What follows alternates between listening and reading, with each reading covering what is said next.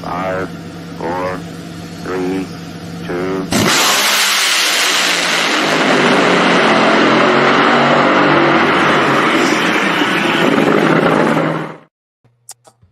And good evening, everyone. It is the Competition Plus Power Hour coming to you live. Lee Craft here, a.k.a. the Monday Morning Racer. And over there, Mr. Dugenet Bland. Remember, he is not bland. He's all spice and everything nice, something like that. But nonetheless, he doesn't certainly have any bland takes. Ladies and gentlemen, as Randy Johnston throws out the first pitch, we could say, hopefully tonight we will know what is really happening with the IHRA. And we've got Christian Bird on. He works for the IHRA. We'll be chatting with him in just a few moments. He's the first guest that is going to be up. And then, Dugenet, we've got someone that did something big in the pro mod world. Yeah, man. Steve King with the big win. That's hard to do when you got 80 pro mods on the property. You got to qualify and 32 car field. That's huge. And against one of the best and a champion in the NHRA as well. Right. Steve King picking up arguably the biggest pro mod win ever. Yeah. That field was insane of what showed up on property. That field was insane of what made that qualified field to go into eliminations, and competitors were throwing down. And yes, he stopped the comeback story of Mr. Stevie Fast Jackson there in the final. And what a great entire winter series that was. Speaking of series, we're all anticipating what may come from the IHRA concerning nitro jams for their sportsman classes and everyone involved, and WDRA and the alphabet soup that is sometimes in the world of drag racing. And we've got Christian Bird on to talk about IHRA, the International Hot Rod Association. We want to thank Weldon High Performance. They present the Competition Plus Power Hour on Competition Plus, the YouTube channel, the Facebook page. And if you need a high performance pump for your application, any application, even an application with wings up in the air, it is Weldon High Performance.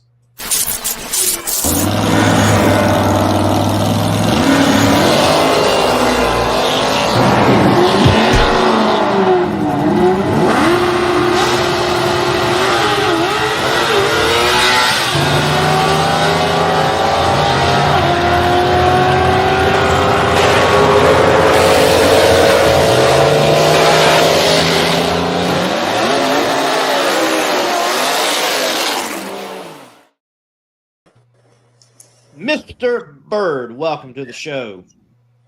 Thank you guys for having me this evening. Man, it's great. And yes, I'm sure many folks that are tuning in and will tune in, they're like, yes, let's get down to the bottom, the nitty gritty of the IHRA. And take us into the storm that is and has been the IHRA recently. I imagine maybe at the eye of the storm, it seems a lot calmer than what's outside, or maybe it's just as chaotic what it seems for us on the outside. So what is transpiring and taking place internally with the IHRA? I think the eye of the storm is always calmer. And when you actually know the facts and the truth about everything that's going on, yeah, there are no secrets. A lot of the things that take place on the internet, it's fun to laugh at and look at. And there's a lot of truth to what we're doing. We're buying a lot of facilities. We have a very aggressive business model. We're doing what I tell people now, 2, maybe 3 months of work. It should be 2 years to really bring all these tracks online under the IHRA umbrella, as well as go in and update the safety at them, to look at what we can do to improve them, and look at really just changing the business model. One of the things when you take a company that historically has been challenged, and it's no secret to anybody watching this program or anybody that's followed the history of drag racing, we all know where it started, we know where it's been, and we know what challenges that we faced in the past. And I think, a storm is an aggressive word or term, but I think in the middle of it all is a lot of really smart people, a lot of experienced people, and new partners are going to come into the sport. They're going to say, wow. And, it's not unfortunate, but we're just ready. We're waiting to do it right and to announce these things with the right broadcast partners. Some of the track stuff we have talked about in the past, and we'll continue to move forward with that. But again, buying these facilities is it's not easy. It doesn't happen overnight. I mean, you're looking at dozens of pages of contracts and settlements and all kinds of things you need to do due diligence on and get back and see what we bought. From an equipment standpoint and operational, and what needs to be done, and looking at existing track schedules and calendars, how we can blend into, I call it 2025, and then look at 26, 27, 28, and put the right combination of events to give racers more opportunity to race places, get the classes sorted out, get the rule book sorted out. When you talk about WDRA, NHRA, again, we want to work together with all these people. We don't look at it as adversarial relationships by any means. We really look at drag racing as a tremendous opportunity, and being able to own the properties, help program the tracks, help monetize these tracks year round with music, entertainment, lifestyle events, look at campgrounds, other things we can do just outside of your standard racing model. And there'll still be plenty of opportunities for racers to get the track, family-friendly events. There's going to be things we've done, and I'm going to take from my background at Speedway Motorsports and even back into the NASCAR days when I worked there, and look at ways to make it more of we're in the entertainment business. Yes, we're in the racing business, and we want to put safe racetracks and race cars on those racetracks and have a great experience for our family and friends. But, those things, and they all need to be captured in this whole new enterprise, which is the new IHRA. And it's not that complicated. I think a lot of times we get caught up in technicalities and in messaging. And really, we're working as hard as we can internally. We're going all over the country, looking at new opportunities, new properties, and at the same time, trying to get these tracks that we have come under agreement out there. And we'll be at them here in the next week or two, and you'll see some big announcements coming in the next probably 30 days. You talked about miscommunications. First of all, I'll say, some tracks came out, said what they had to say about not being bought by IHRA or whatever the case may be. What is the status on that? And my second question is, why is it important for the IHRA to have or to buy these tracks? Could they possibly just have their events at a track that may be a WDRA type of track and it not be under the IHRA umbrella? Does that affect it any? Well, I'll answer the first part of the question. I think anything that we've said publicly has been an agreement that was in place with true business points, with letters of intent to purchase. And so when you get into the he said, she said, this hasn't been done yet, I get back to the point saying that, again, it takes 4 to 6 weeks, maybe 10 weeks to close some of these facilities, to do all the surveys of the property, to understand water, sewer, utilities, leases, subleases, subcontracts, people that are renting property on the property with restaurants and buildings, and all these things come into the final agreements to purchase something and take title and title over for a property. So yes, it does take longer, but we are excited because I think we want to be in the marketplace saying, hey, we're going to buy these tracks and we're going to own the tracks outright, and we're going to program them a little bit differently than it's ever been done. You're going to look at us diversifying into music festivals. You're going to look at us looking at lifestyle events. You're going to look at TV shows, using tracks as production facilities, as test grounds for OEMs, for other parts and performance sponsors, and just looking at business a different way. I mean, again, you take some best practices of facilities around the country, and when you own and operate something year round, and you can forecast out multiple years, you have much more control of your revenue streams than you deal with a track rental, to your point, when it comes to operating at a WDRA facility or at a independent tracker, racing anywhere else. I mean, I think IHRA will tell you, International Speedway Corps, when they own NASCAR and the tracks, and then look at even NHRA with when they own Commerce, they own Gainesville, they own Indy, and they have the long-term lease with Pomona. it's a lot more financially beneficial to the operator to own both sides of the revenue settlement. So that's no secret in racing. And then when you look eventually looking at the broadcast rights and streaming rights, we need content for our sponsors. Our fans want it. You look at the success of Flow Racing, but you also look at what we're doing with IHRA TV, what it could be. And that's truly 365, 24/7 programming. There'll be live streams at the events. There'll be all kinds of things we can do with our technology partners that's never been done. So when you look at it for an all access standpoint, it just makes more sense to control the whole business model versus just going in and leasing a track for 3 or 5 days and, cleaning it up, settling the event and getting out of town. We want to be good community partners too. When we own these racetracks, you're going to see more programs like Doug Herbert's Brakes program and team driving. You're going to see more fundraising events and 5Ks, 10Ks, walks for charity, all that kind of stuff. You don't have these tracks to be a nuisance for a community. They're safe places to get kids off the street and adults off the street that could be racing. We have, all kinds of other activities for them to do, but we also want to be partners of the community and be involved in that stuff. And then really that comes back into the whole business model of being good citizens and being, giving back to the sport of drag racing, but giving back to the places where we own these facilities.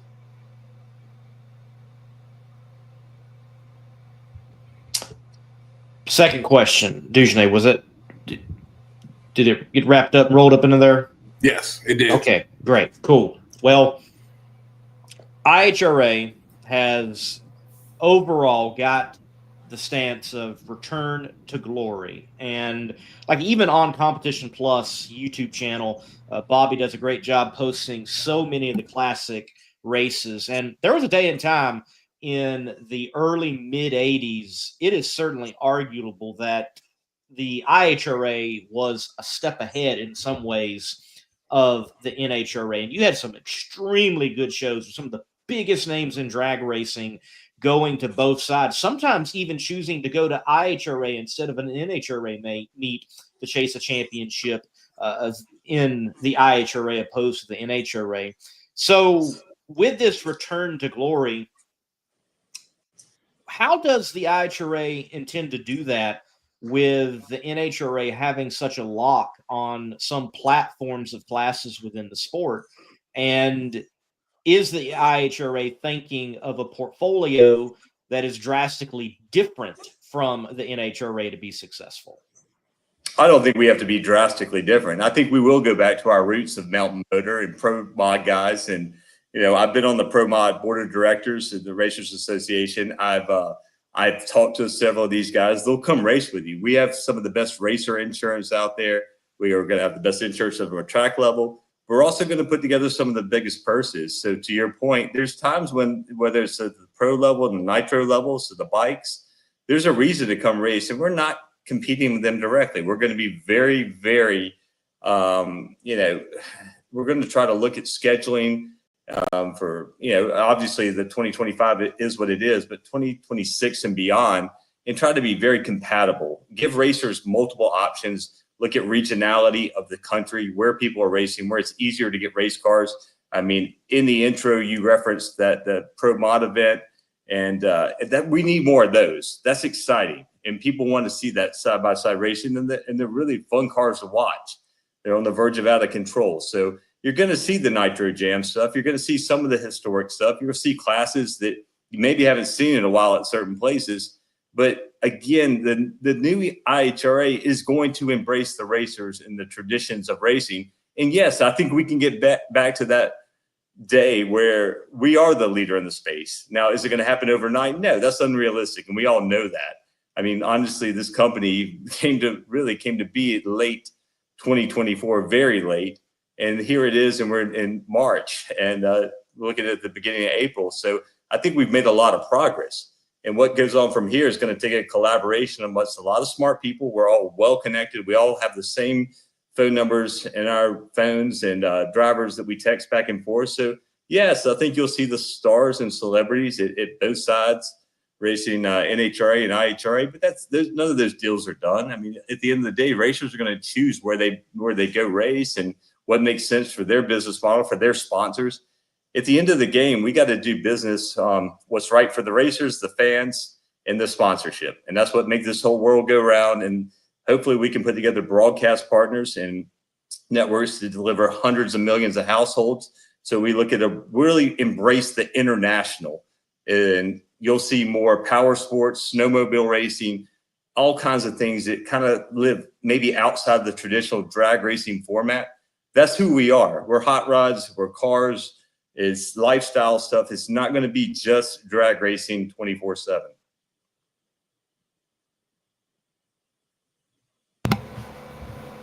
Now with the nitro jams, I often thought about cost is a thing that people think about, right? Do you guys think that maybe you might have a different model as far as maybe engine size when it comes to the nitro cars to kind of make it more affordable for some of the smaller teams to be more regulars? Or do you have any type of outside of the box, thinking in making it for the racers a place where it can be for the little guy that can come out and really can compete and compete well for a championship? Yeah, and I think you're spot on. I think we need to be inviting to all racers. We can't build specs and make it impossible for the small guy to win. Just because you can't afford the best and the new parts on every run doesn't mean you're going to be priced out of these races. As far as the business model is concerned, I really defer to Rich and Alan, our president, and looking at the competition side and knowing how those rules fit our model. That's their specialty. That they're going to get the right personalities at the racetrack. They're going to design the rule book and the classes to make it as fair as possible for everybody to run fast. We spend a lot of time. I've been on the other side of the street, NHRA, and I've worked for Speedway, slowing cars down and worrying about this and that. We got to worry about safety. I mean, look at what happened with Caps last weekend. Look at what's happened with this whole safer wall thing. The cars are going to go fast. Did we slow it down to make them more competitive? I don't know. Read some of the best racing out there right now. There's literally tenths and hundredths of a second from first to eighth or 16th, depending on the field, or 32, the bigger field. So yeah, I think drag racing, when you look at pro mod and pro stock, are probably at the highest, at the peak of competitiveness. And to get the fuel cars there, you can do it. And you don't need to slow them down. But you just have to look at some simple things that are way outside. I joke, I'm the track operator, the marketing guy, the business strategy guy. I've been around it from a sanctioning body's side multiple times in my career. But when it comes to tuning cars, I mean, you probably got the wrong guy on the show tonight. But yes, all the people that need to be on that table and all my friends that spend a lot of time worrying about that stuff and making cars go fast are definitely in our in that meeting, I'll call it, or in that we pulled together the best and the brightest to figure that stuff out.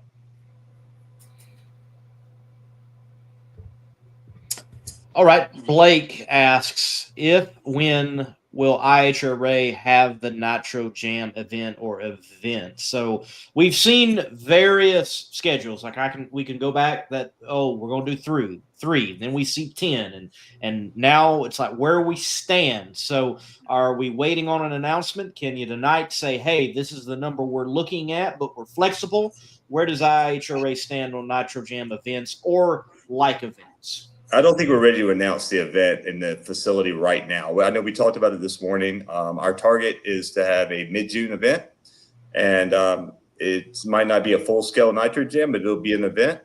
And then, as we go along and talking to our broadcast partners and looking for the right fits on the windows and lead-in, lead-out programming, there's a lot of advantages to counter-programming in the TV world and looking at more eyeballs on our shows. And I don't want to get stuck in the same situation that some of our peers are, whether it be IndyCar racing, NASCAR, NHRA, anybody else. So it'll that won't dictate all of our events and the schedules, but I think you'll see 5 is our goal probably, and it's going to be ambitious as we look at weather at some of the facilities. And again, it really goes back to we want more, and we want to as we put together the right teams, the equipment, the safety, everything that we need to run a big time Nitro Jam event.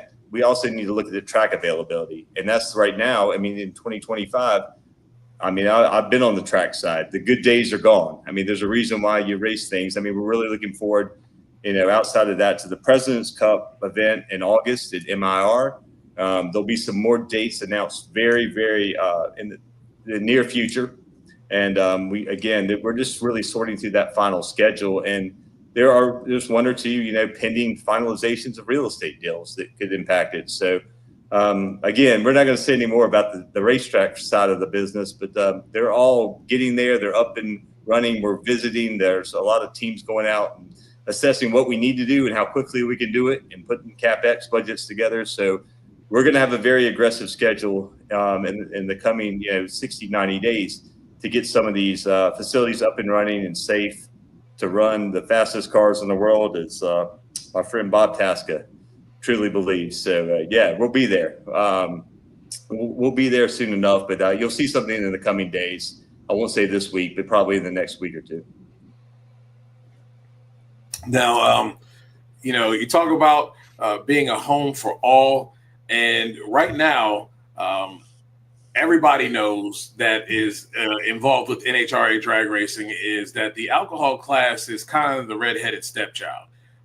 They're the ones who get cut when weather happens, when any type of event that ends up setting schedules back during qualifying or race day.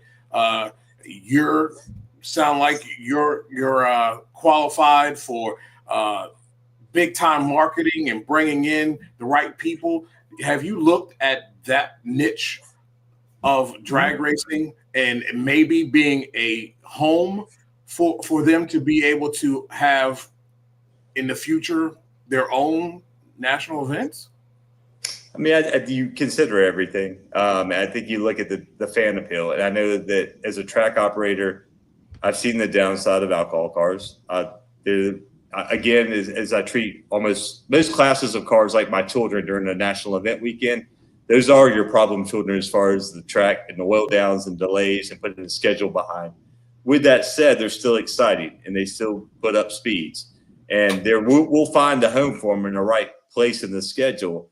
But again, these events have to flow. You're going to see a more efficient event. We're going to try to do things that we're going to push the envelope from an aggressive standpoint on run schedules. And, some of that's in track prep, some of it's in cleanup, but a lot of it's just running the right categories and getting the right cars out there, because quality of cars is important in drag racing, and putting on shows and entertaining people is important. And we can't have tire drives going up and down the track for 45 minutes. I mean, if you think back, that's the reason we built, or in my time at Speedway Motorsports, Z-Max Drag was built to switch lanes and continue the race. It was never really built initially to run 4 wide. And so people forget that now that we've gotten the Vegas track and the 2 4-wide events in Charlotte. But it's live TV, live streaming, and content are important. And alcohol cars are important. Great way, affordable, cost way to entertain people and put on a show. We just got to make sure that they put on a show and we're not cleaning up racetracks. And I don't think that's any secret or anything any other track operator or sanctioning body would say. Same is true probably from a lesser standpoint, from an oil down standpoint with the Pro Mod cars. I mean, I think that's one of the best shows in drag racing. And then sometimes they're with the TV deals is the way they currently exist. They often are the first ones to get moved to a future event where they can run. And that event might be a month away. And I don't think that's fair for competitors. And I don't think it's fair for the fans that may come see their guy one time a year in their part of the country. We want to pride ourselves in finishing events on the property the weekend of the event. And if you have to stay and run it, I mean, again, we don't never want to do it, but Monday after, we got to finish events and move on. I don't think you want to have a lot of these kick the can type scenarios. And I don't think these guys deserve to travel all over the country and get cut out of the program just because of another class or another priority. So we'll find a home for them. We'll find a home for everybody to race at the end of the day. And that's really our goal, and our goal from our competition department, and looking at those combining entertainment again into competition and making sure we get our car counts right and get the sponsorships right, purse structure right. And, we're commitment to, fan and family fun when we get out to the racetrack. So nobody wants to see people cleaning up racetracks and dragging tires and jet dryers out there. Well, Christian, we've only got about 4 minutes left with you before we need to roll on to Mr. King and speak to the World Series of Pro Mod champion from Bradenton Motorsports Park. So I'm going to give you the floor and very simply say whatever needs to be said on behalf of the IHRA, covering from Double O Blank Show memes to articles of illegitimacy or whatever, for everyone out there in the drag racing world wondering what is going on. Yeah, and I'll say on behalf of our owner, Daryl Cattell, and everybody at IHRA, it's all legitimate, guys. This is a real company. It's really smart people internally. We don't go online. We don't do a lot of these interviews. A lot of times, we think waiting to the last moment or to everything's tied up, but that's not our style. We're going to have fun. We're going to have fun at the racetracks. I grew up in the generations and decades of RJ Reynolds Tobacco Company and all the great days of Winston drag racing on the NHRA side, the IHRA side, from NASCAR to all the stuff they did with their Camel brands. And so I grew up at sporting events and having fun. And when I took this position with Daryl and the team at IHRA and Rich and Larry and everybody else involved, I said, we'll come do this, but we got to have fun with my friends again. And again, I go back to my youth, as my mother ran Kenny Bernstein's fan club when I was a toddler, basically, back in the 80s. And so this is going to be a great time. We're going to really embrace what racing used to be and what it can be. And again, I've never taken somebody to a racetrack they didn't have a good time. You got to get out there. It doesn't take long to understand that they're loud, they're fun, and the people and the drivers and the sponsors are probably the most inviting people in all of motorsports. And I've been to F1 races. I've been to more NASCAR races than I care to tell you about.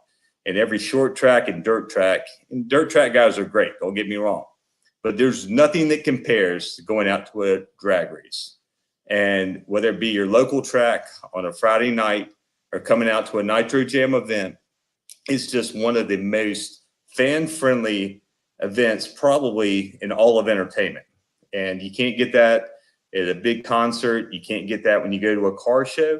And you definitely can't get that to a stick and ball event, whether it be football, baseball, or even college sports. It's just hard to get access to the drivers, the professionals. And it's the true, probably by far the most organically diverse sport in the entire world. And that makes it so attractive to so many people, from our junior dragster participants to our guys in their 70s and 80s still out there kicking ass and taking names on the drag strip. We can have fun and generational fun. And I see have so many great stories from my past and being a track operator, being around it from a sponsorship side, of people bringing their kids and their grandkids and working on cars. And that's going to be around drag racing forever, I hope. But IHRA needs to do their part of investing what we have, our tools, our resources, to go in and put together a plan that can upgrade these racetracks, bring back big events to these communities, and give people ultimately, an outlet. I mean, this world's way too serious these days. You don't want to watch the news for more than 10 minutes without being depressed. So, people want to go out to the racetrack. People want to go to a ball game. There's only so much discretionary income in the marketplace, but we want to give people a low cost, fun opportunity to go out, race cars, have a blast, and bring their families out and enjoy themselves for a day or two.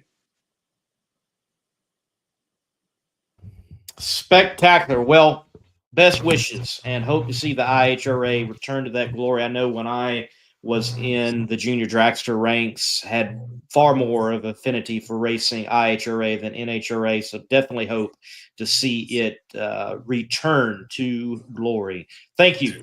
Well, I'll probably regret doing this, but we're collecting a lot of archives, and we don't have a lot of the footage. We're in the process of buying that back. If you got great pictures, if you got photos, memories, not only are we looking at retro apparel and licensing stuff and some of the stuff Bobby's done, but hey, get to is Christian@IHRA.com. So I'm going to regret probably saying that on the air, but I want to be a man of the people. So if you need me, you want to complain about something, I guess I'll be the customer service and the CEO for tonight. So I'm all ears to hear your ideas and how we can make this sport better. And we're truly invested in it, and we want to make not only the ones that came before us proud, but we want to make this a success. So I think IHRA at the end of the day, you're going to see a different mentality and a lot of smiles. Awesome. Spectacular. Thank you, Christian. Take care, guys. Thank you for having me. All right, IHRA attempting to return to glory. And I know folks did probably get all the answers, but we do have some things to look forward to for sure from the IHRA. And I do look forward to talking to our next guest, winner of arguably the biggest pro mod race ever, certainly field-wise, quickest-wise. What a spectacular way to cap off, to end the Winter Series. We are going to be talking with event champion of the World Series of Pro Mod, Mr. Steve King. And before we talk with him, well, if you're going to compete at the highest levels and survive 80 cars, you're probably going to be doing it on red line oil. Some of the best stuff out there in the sport of drag racing, from nitro to methanol burners, all the way down into many other applications, from the power plant to the rear end. Redline has got the products you need to allow you to stay in the red line and win. Reliability to drive thousands of miles. Confidence for those who fly high. Redline oil products give you the power to crush the competition and a track record of being the best. Redline oil products. You push it to the limit, we'll protect it. Mr. King, welcome to the Competition Plus Power Hour. You, the king of the World Series of Pro Mod. Thank you, guys. Thanks for having us on. Yes, sir. Yes, sir. Got to talk to you a little bit on the Wes Buck Show and throw a few questions, and we're looking forward to throwing some questions to you tonight right here. All right. We're ready to go. We're still flying high. I bet so. I bet. To come through that gauntlet, and I hear and many hear about the World Series of Pro Mod and how tough it is. Kind of explain and give the fans a little bit of that intensity level of you had to go through 80 cars to make a 32-car field and then have to go through 32 cars to win the big one. That takes a lot of endurance. That takes a lot of focus. And, you got to be on your game. From the time you roll in the gate, you better be on your game, period. You can't miss one test session. You can't. It's unbelievable. You got to have the right people in the right places. And every time you roll to that starting line, these cars are set on kill. I mean, from start to finish, you can't leave anything on the table with that many cars, and the quality of those style of cars with that many of them there, you have to run good every session. This just the way it is. If the rest of them are going to. If you don't, you're going to be on the outside looking in.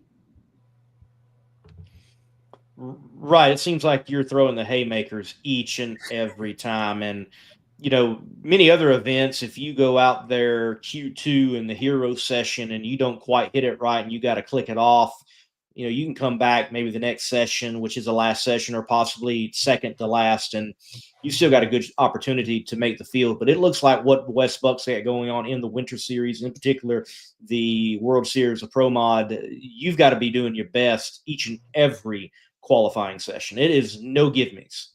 None. I mean, we went up there, Q1 goes 63.9, which is a very good run with the sun out. And I'm not even sure that gets you in the show. I think 63.7 was the bump. So, that was Q1. We go 63.9 and everybody's high five. Wes is happy and everybody's happy. But I'm thinking, I don't know if that'll hold. This is just Q1 and we got a couple night sessions coming up. That's just how intense it is. So, you make a really quality run, but number 10 may not get in by the time the Q5 comes around. Man. That's crazy. That is absolutely crazy. What is, in your mind, the most important thing? Everybody looks at, there's from reaction times to, having a game plan and attacking the racetrack. What's the most important thing when it comes to the World Series of Pro Mod to establish that, that level of consistency to be able to put yourself at least in the position to be able to do what you did, and that's win? Quality people. You gotta have the quality people around you with the quality package. You gotta have a quality package, and there's 80 cars there, and I'm sure a lot of them have quality packages, but we showed up, and Gene Pilot has assembled a team here that I feel like is top in the country as anyone else. And we went out there and won this race. I don't know if we was a record setting runs, but we went out there and made good quality runs every round. The one round where I wasn't great on the tree, John, bailed me out there in the final as well with his tune-up stuff. But we got a car that goes A to B every run. That's a testament to, the G-Force guys up there, what they give us, and along with Gene Pilot and my whole crew of, Jeff Miller. We got guys that have been with us a long time. So I think it's a total package you bring to the table.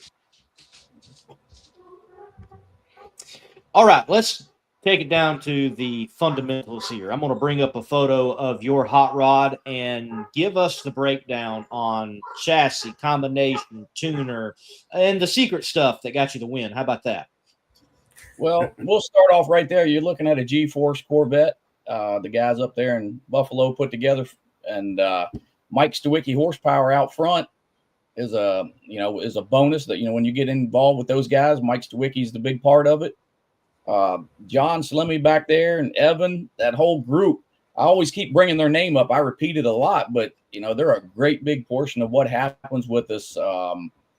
And the car, you look right there, the front end's in the air and the blades are open, and you're on your way right there. It looks like you're just about the point of that 1 second to 1.2 where you kind of hoping you get through that area every run with these cars. But old Savage looks very happy right there.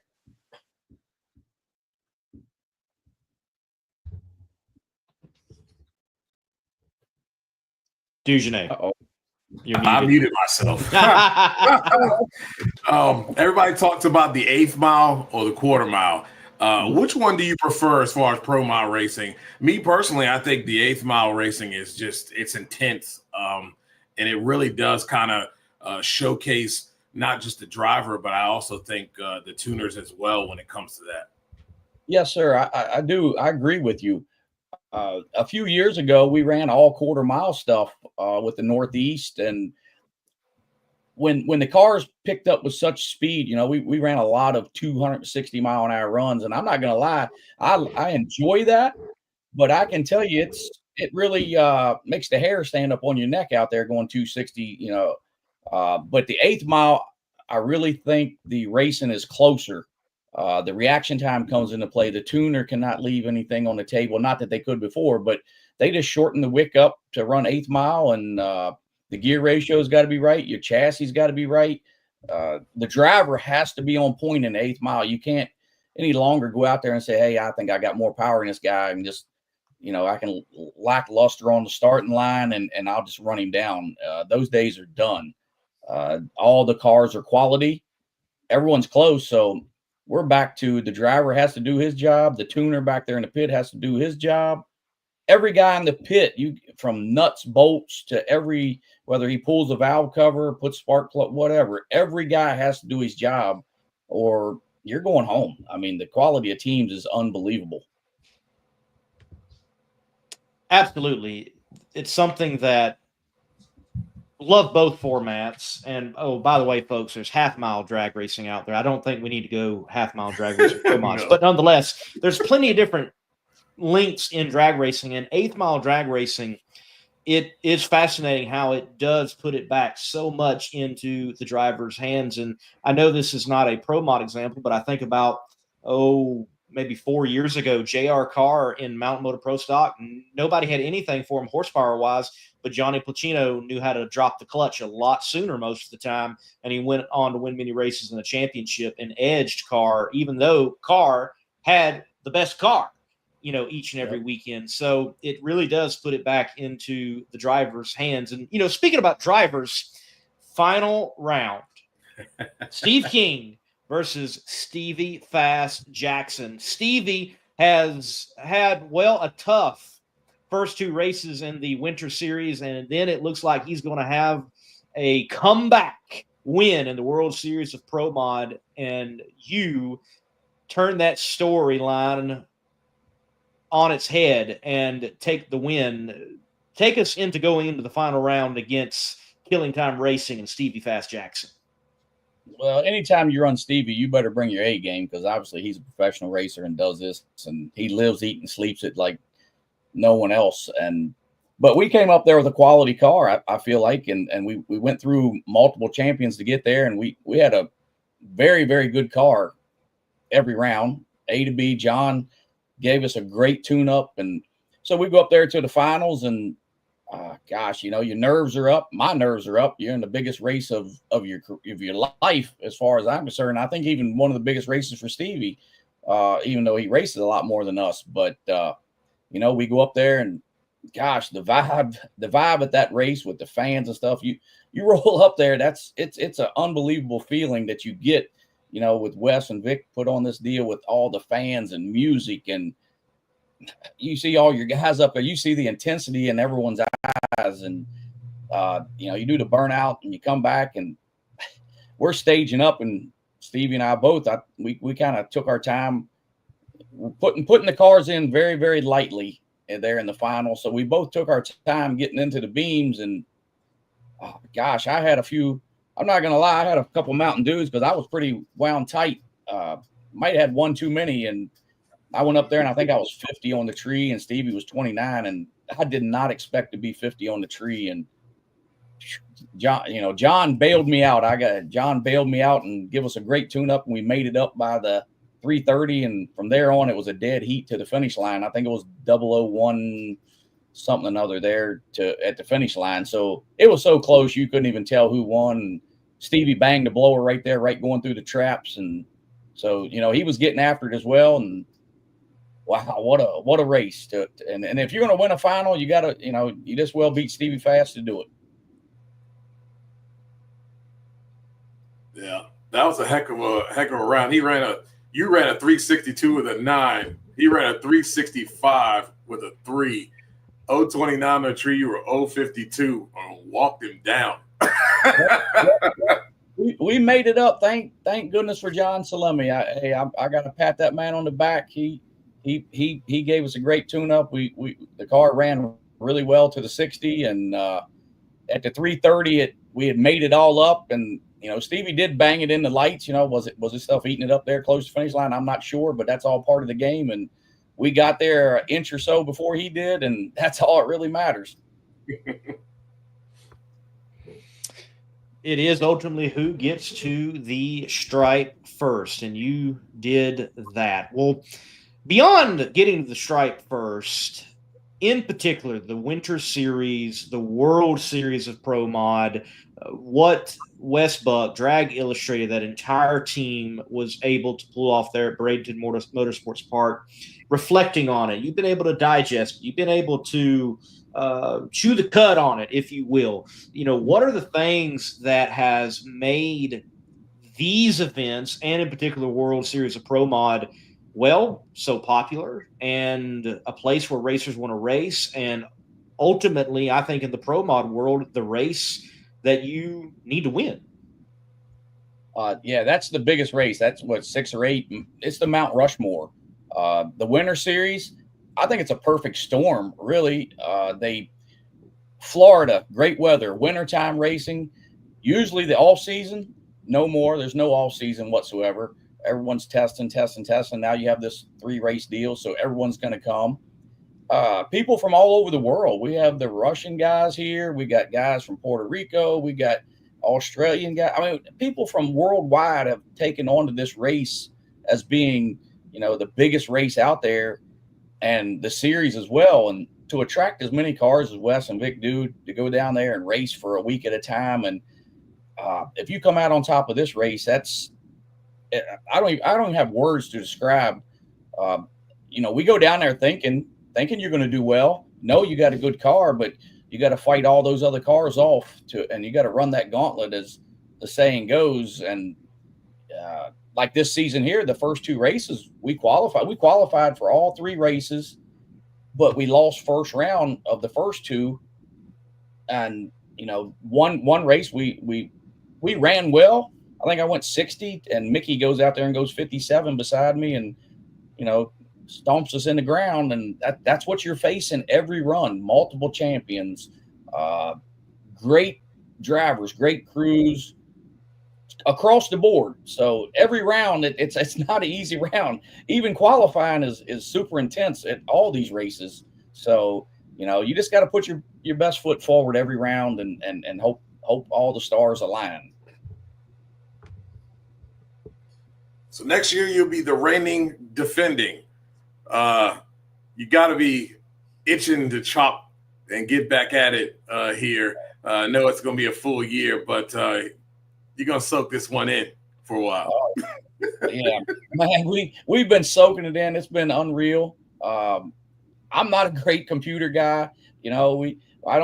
Jess sets all this stuff up for us, and we do all this stuff, but it's unbelievable the amount of people that has came out. And even after winning that race, and I've said this a few times, unbelievable after we won and the interview with Courtney and we go through tech. The biggest thing I remember about this race is coming back up that return road with our fellow racers. I mean, everyone out there waiting for us to come through, high-fiving, giving us hugs. Scott Palmer, a tear in his eyes, giving us big hugs. And every major crew out there, giving you the well-deserved respect, I guess, for winning the race, which was, to me, that part of it's really, really unbelievable. And I really took note of all that. Yeah, I really think, and as I alluded to on the Wes Buck show, that one episode, that what's been created, it is the place that you want to race and win at in pro mod racing right now. And look, the NHRA is, the last frontier of quarter mile, it seems like, in pro mod. And yes, PDRA is some of the closest door slammer drag racing there is, and there are many other bodies, such as Northeast Outlaw Pro Mod and Midwest Drag Racing Series, that do a phenomenal job. But this 3-race series, and then the big one, the World Series of Pro Mod, those are the must wins. And yourself with winning the big race, and then Mr. Cortuccio as champ over the series, like, y'all have got the big sticks of bragging rights out of everybody right now going into all the rest of the year, I feel like. Now, with that being said, Steve, the Winter Series is a championship that happens 3 races at one track. Most championships happen at multiple tracks. So it's got a different edge there. And is that a challenge in and of itself? If you get behind the ball in one race, are you behind then at the rest of the races, or is it easier to catch up because it's the same track? Well, in our deal, John has lots and lots of runs at Bradenton. John Salemi tunes our stuff, and he has lots of runs there. But race to race, a lot of it also has to deal with the weather conditions that we're all, where every racer there is up against. So if one race is hot, the track could be one way. And I think early on, the one racetrack with the weather, with the rain and stuff, then you got to fight that portion of it. And it's really, that puts a big skew into the crew chief's role, like John, where, I'm driving. I'm not making that call. So a lot of that goes upon his head. And hey, if it's really hot out, I look at him, I'm like, what are you going to do? And, he said, just shut up and drive the car. So a lot of that times that decision's upon him, but he has so many runs underneath his belt down there. And I think that helps a lot of these guys who have a lot of runs there with the different conditions. They can go back in their little notebook and, and dig out what, these conditions match what we did then. And I really think it helps to make the cars more consistent too, with the same racetrack and all. Do you think you could have the same quality if you maybe went to 3 different tracks? Do you think that the quality of racing would be the same? Yes. I mean, I think wherever Wes goes, but I think it's a perfect storm, like I said before, with being wintertime, Florida. I mean, maybe they could do something around, but Victor does such a great job down there, and Wes, and then, the guy that preps the track, those guys, he's world renowned in what he does down there. Mr. Rich does a great job, and you can't knock anything off them guys, and they're packing the stands. So why should we go anywhere else? Right now, it's the biggest thing going right now, and everyone knows it. And you roll up there and those stands are packed. It's an unbelievable feeling down there. That racetrack is an unbelievable feeling.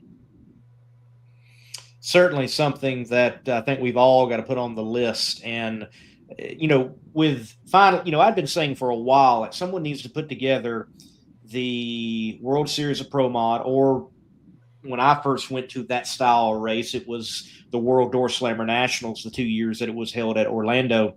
But someone needs to put together that race along with the Sobers and the U.S. Streetcar Nationals and make something out of it, kind of like they even do in like dirt car racing, where you got multipliers if you win. That's what Wes and the team has done, and it's a hit, and it's going to continue to be a hit. And I certainly think it's the place to go race, and you can see that with folks like Antron Brown stepping in and others to go, into the door slammer world. Beyond this series, though, where can we see you racing in 2025? We're going to run the whole PDRA season with those whole guys over there run Pro Boost and some of the tightest racing in the country. We'll see how we do. Hopefully we can carry this momentum from this race right over into that deal. And, old Savage goes out here with Mr. Pilot and the Salemis and my whole crew, and hopefully we can go out there and just carry the momentum right on through for this first couple races here. That's what we're hoping for.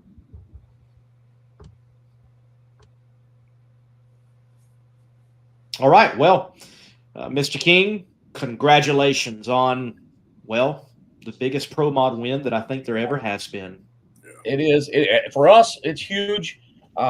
You win this race, you're on the Mount Rushmore. That's all I can say. It's only been 6 or 8 winners of this race, and I don't even know what to say. I'm terrible at some of this stuff and saying what I feel, but the excitement for this race and to win it is unbelievable. And Gene Pilot is just, obviously he owns our whole deal. He's the one that he loves Pro Modified, and he's not on the internet. He don't get on the internet. He don't want to be there, and he just loves the racing, and he just wants to win. At the end of the day, win first, second place is first loser, and he wants to do it the right way. That's what he wants to do, and that's what it's all about. Spectacular. And before we do let you go, I want to know, over your left shoulder, what's up with the Roadster altered back there?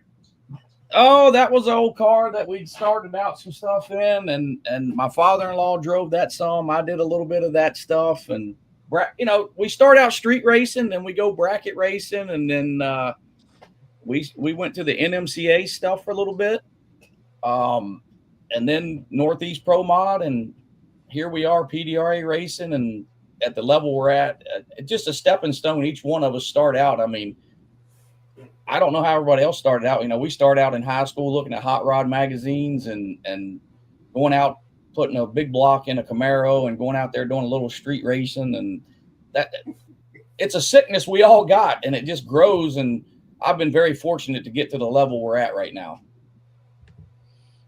Well, that level is the top. Congratulations, Steve. Man, we appreciate you guys having us on. I would have never thought I'd be doing stuff like this right here after winning this race. And we're just riding the high. I don't know what else to say. We're riding the high, and hopefully we're not done. We got a whole season here ahead of us with with a quality car. So we're going right out there and try to put a stamp on it. Awesome. Steve, take care, man. Hey, thanks, guys, for having us. Much appreciated. Thank you.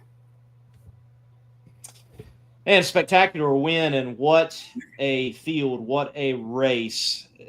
You know, look, I have on this show from time to time mentioned that, hey, Wes and Drag Illustrated can kind of sometimes over hype, but the hype is real with this one. 80-something cars showing up, and the insane quickness of the qualified field, and everyone participating in it, the best of the best in door slammer racing. I really believe that if you're a Pro Mod racer, the World Series of Pro Mod is the race to win, and the Winter Series is the championship to earn. Agreed. Yeah, it's like it's the Super Bowl of things, and it carries a lot of prestige, and it's nice to see new guys winning, and it's not the same people all the time. The amount of work, you just start thinking about the level of cars that come, and the mount, and then what you have to go through on race day. I mean, it takes a level of testicular fortitude to be able to withstand the gauntlet that's being thrown at you round after round. So that's something, and for the fans, I mean, it's a huge treat. It is great racing, spectacular racing. Certainly modern day Pro Mod, I would like to see a few different things, but it is, especially at a place like Bradenton for the Winter Series and World Series of Pro Mod and Snowbird Outlaw Nationals and US Street Car Nationals, it is some of the best racing that there is in drag racing. And it is great that there's no off season now. There's drag racing all year round. And if you can catch some stuff from Australia, it's filled in everywhere. Well, Doomsday, speaking of drag racing, there's a lot more to talk about drag racing wise here on the Competition Plus Power Hour. So we're going to take a break and hear concerning Drag Race Bracket Bonanza, and learn how some of you all did concerning brackets and the race that is associated with the NHRA Arizona Nationals. Drag racing fans, check out Drag Race Bracket Bonanza. It's the free, family-friendly fantasy bracket game. After final qualifying at every national event, you can fill out your bracket for all the pro classes. It's free, easy to click on your picks. If you need some help, just hit the randomizer button to fill in the blanks. It's for fun, stay engaged, and pick your winners today.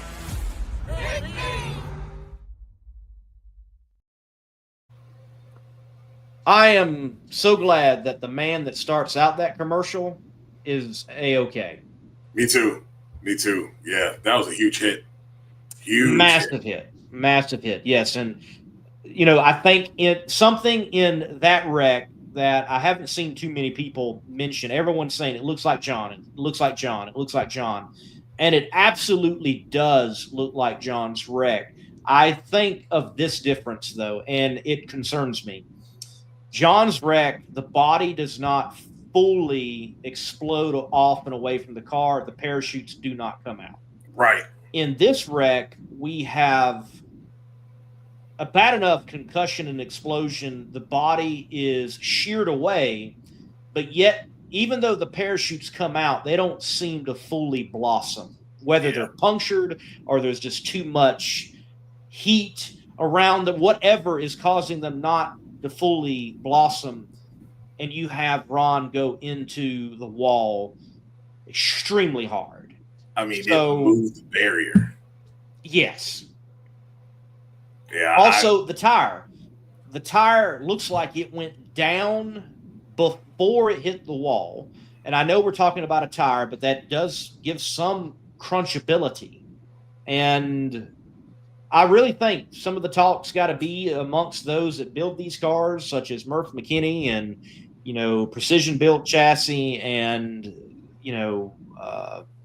the part of the crew chief team that won with Lindbergh, that, hey, we've got to, along with crew chiefs, along with drivers, along with the body, I think we've got to create some crunch ability on the chassis itself with padding that's not just near the driver.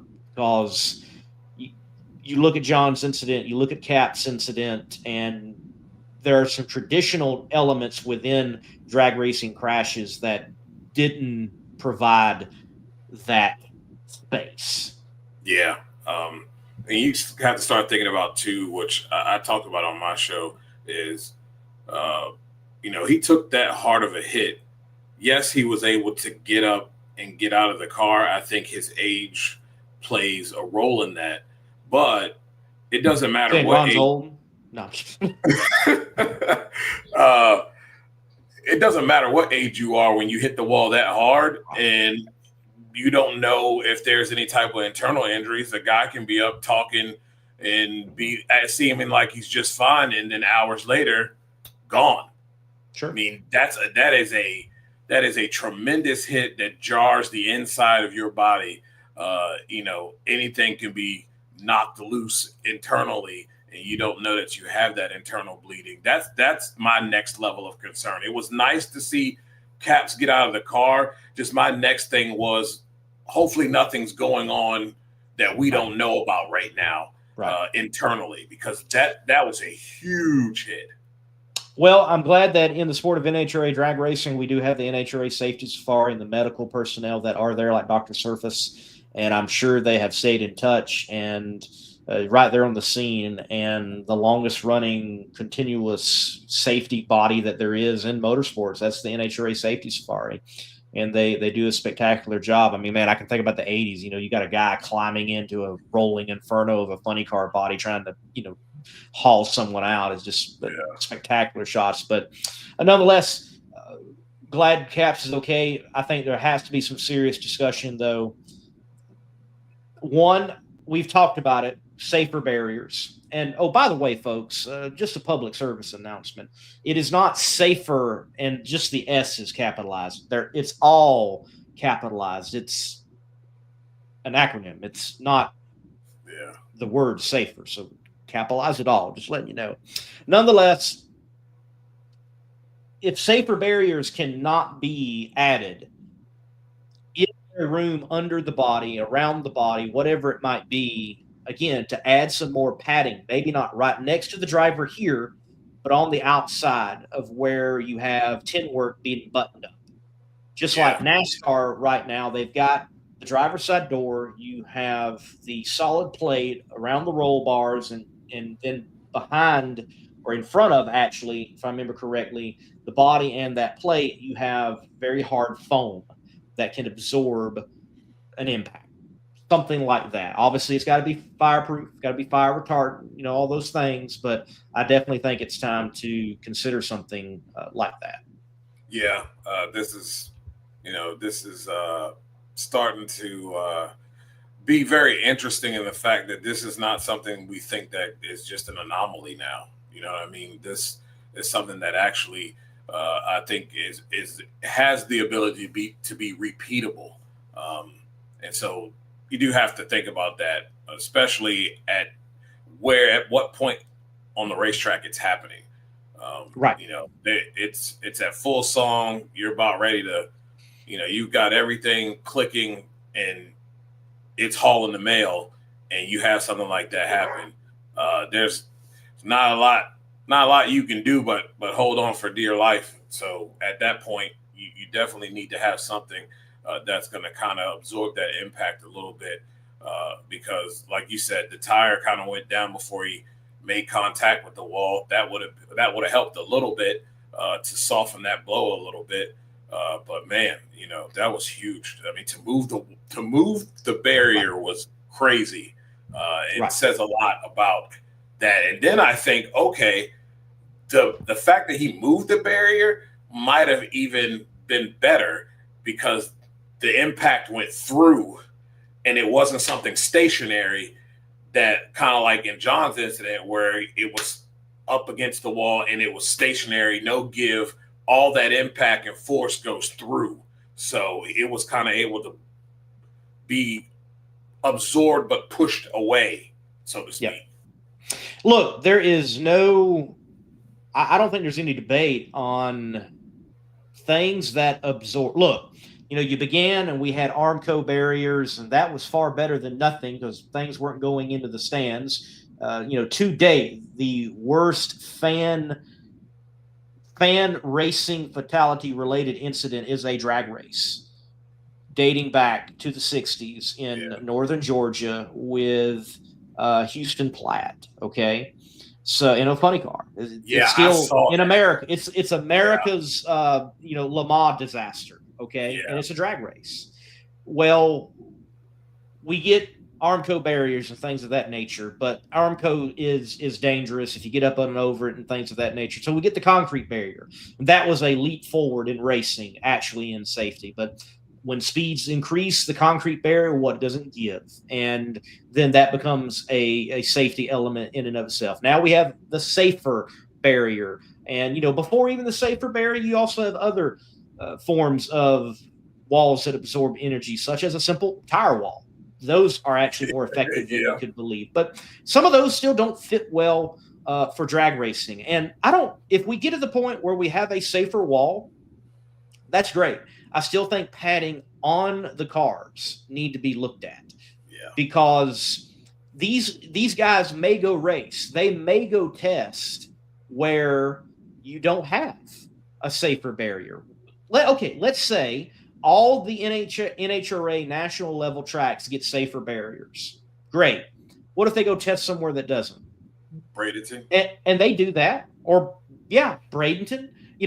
So on, so on, so on. I would rather see it on the car and outside the car. But if it's not outside, let's have it on. And look, make an adjustment on weight. These guys want these. I know, I get it. They want them as light as possible. But it's like the whole 3-rail scenario. And I've heard from good people that they went back to 2-rail over 3-rail because of 8 pounds. That was it. There's nothing different with the car. It was in fact safer, is in fact safer, and they go back because of 8 pounds.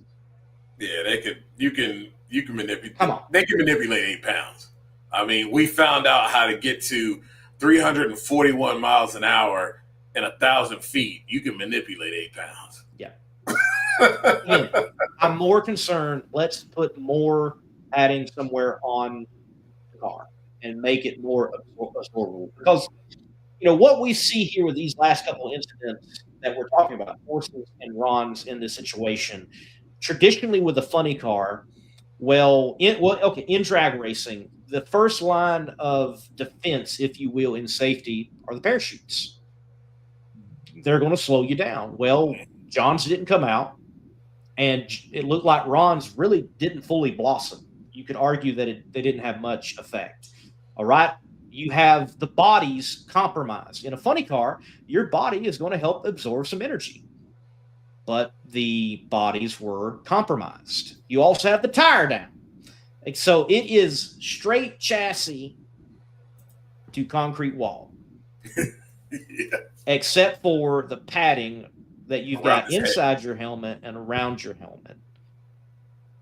I would love to see Ron's and the padding of the seat in the pour. Yeah. You know what I would love to see? So the pour in is molded onto or around or cradled within an aluminum seat pan. I would like to see his seat pan.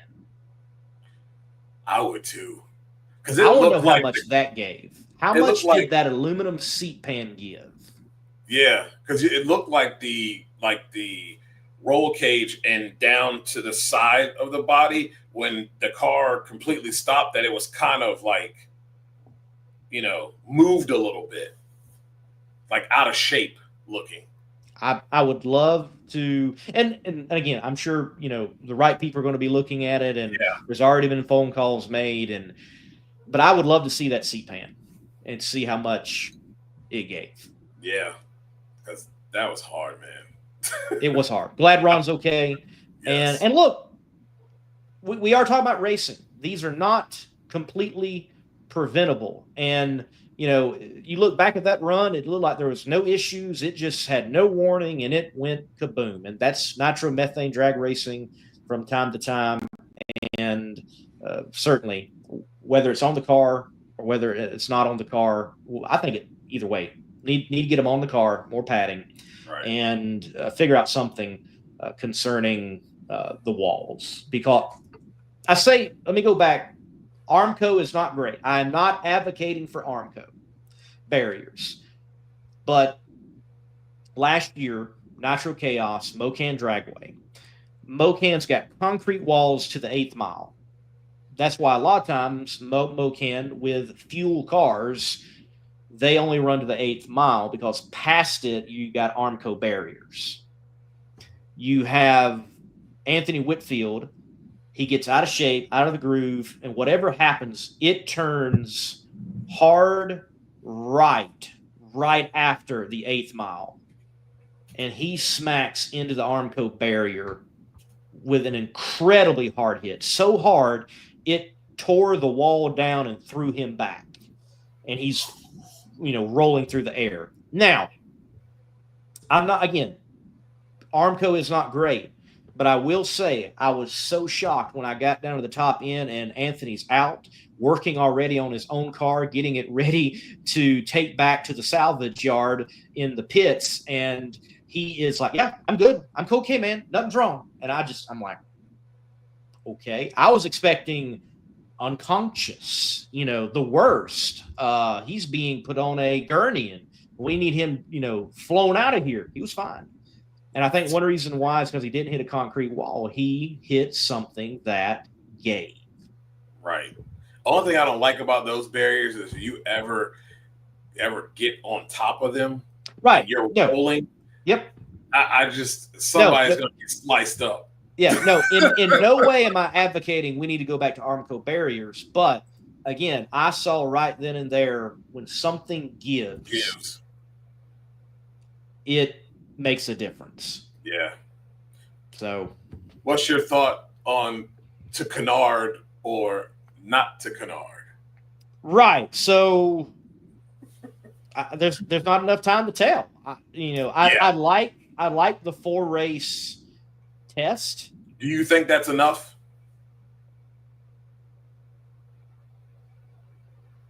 Because I was talking about it, but it's about if you go all rounds, some cars, if they choose to do it, will get 8 passes per race of 4 races. Now, everybody's not going to get 8 passes. You're at least going to get 5. Right. You're at least going to get 5 if you do it. And not that many people did it. I think it was only Brittany. Now, I don't know. I was not able to watch. I think it was only Brittany who was in the show. You fans can correct me on this. I believe it was only Brittany who was the one who ran it the whole time. But they had done it before. Right. They had done it before. I didn't see Sean Reed. I didn't see, who did. And Josh Hart didn't do it, who did it in Bradenton. I do think I don't think 4 races is enough. I don't think you're going to find a definitive answer in 4 races.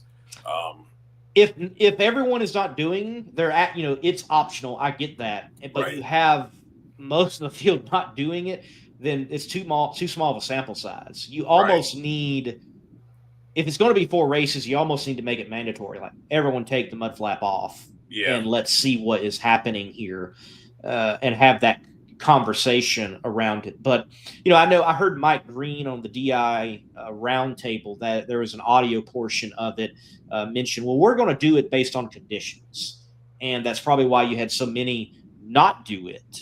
But again, I go back to many conversations over this, whether it's my show here at Competition Plus Power Hour.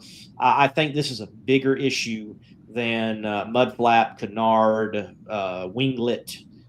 Whatever you want to call it, the flapper, dapper, Dewey thing.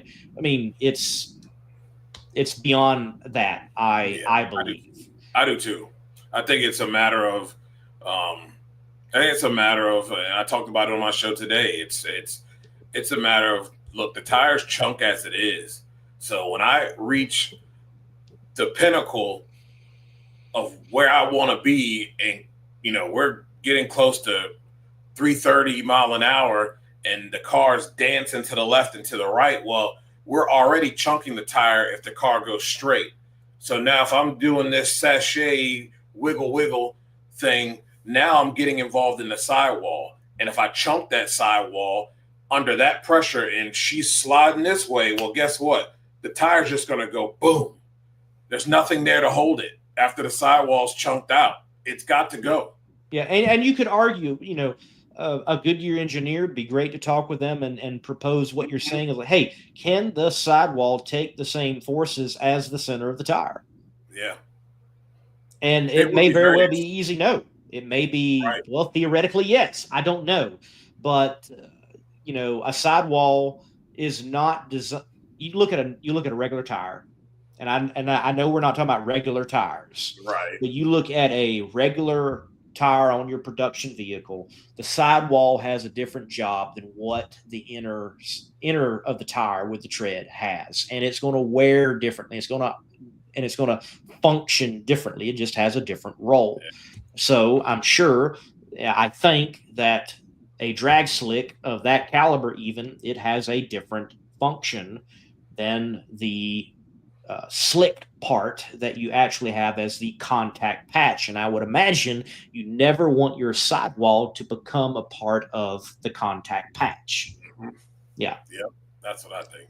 So, but yeah, I like that, sachet, wiggle. I like that. That's like that, I like that. That could be the next hit thing on Instagram right there. It could be, man, I didn't get to see much because I was traveling back from the Southeast Gassers Association event there at South Georgia Motorsports Park. Which was fantastic. It was fantastic. Definitely will take some time to talk about that. But I have not met John Medlin personally. Yeah. I can see him. He knows, I know he is. But man, just such a cool deal. Congratulations. And just like movie stuff. Sometimes it just all lines up, and cool that it was Paul Lee, it was Lindbergh, it was Medlin, and that entire team coming together. So many storylines, so much vindication in so many ways. It's so deep.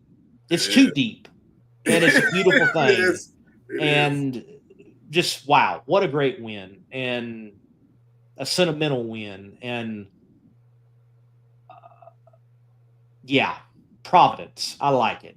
We got two winners that are not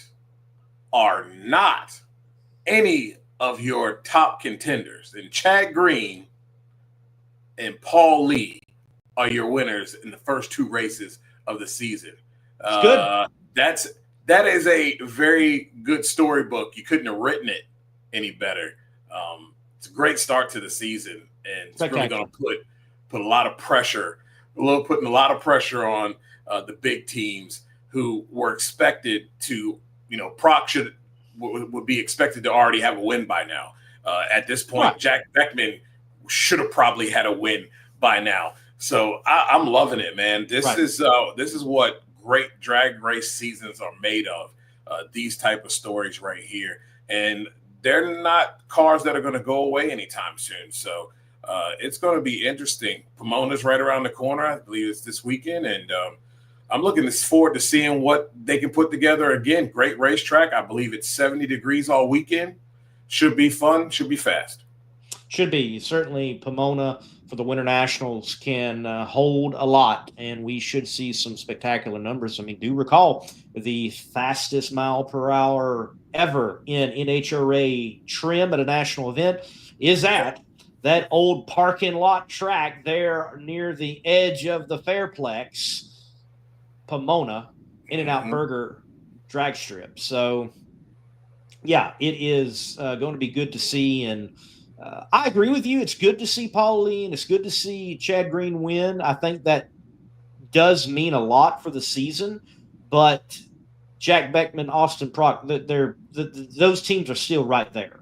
Yeah, they are. They're just, I don't think they've lost much. I think, you had such a great dominating season from Austin Proc that it's like, oh, they've already slipped. I'm like, I don't know. I don't know, because look at it. They bounced back from an abysmal Gator Nationals to go to the final round. Yep. Yeah. That's pretty good. And it's going to happen, man. It's going to happen. Especially, I think of a lot of times, I think we forget, when you run the cars as hard as some of those teams do, and the Procs are one of them, sometimes it's like the old saying goes in basketball: you live by the 3, you die by the 3. Well, you live by strong race car, big numbers, you will die by it too. And at that point, too much for the conditions, too much for the track, and didn't get it done. And those types of cars, although powerful and can be dominating, also can put you out because you just didn't scale it back. Right. You have an all Coletta final in the Top Fuel final, and Sean Langdon he goes ahead and picks up a win early in the season, and it just seems like, and I think we can say comfortably that the Coletta cars, both of them, are threats now again, each and every weekend and later on down the line for a championship. But wow, hats off to Jasmine Salinas, 2 semifinal round appearances, where last year there were a lot of struggles. Seemed like they really couldn't get out of round 1.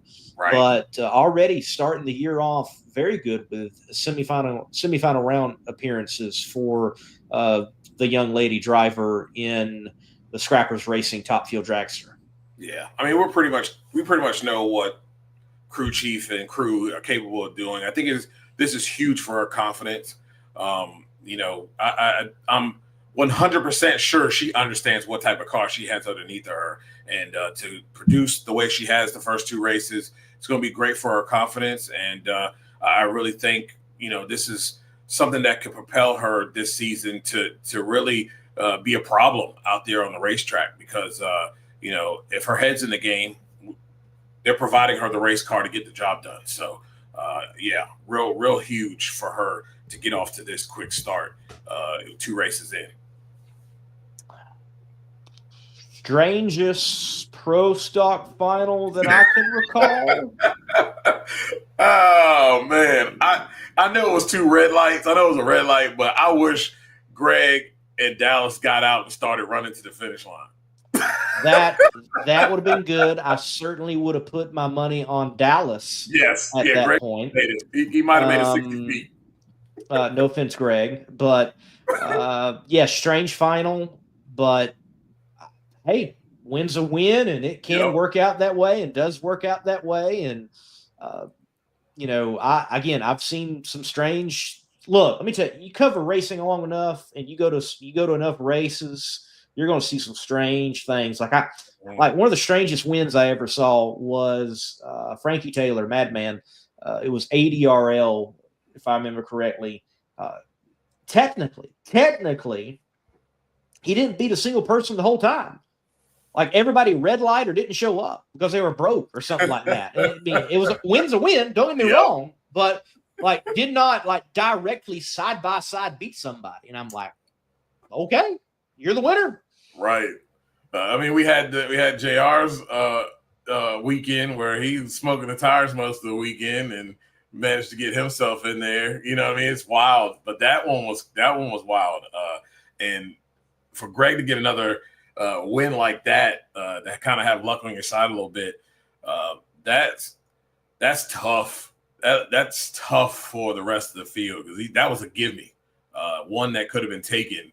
And we all know about you need a little luck, and he's the reigning defending champ. That's tough, man.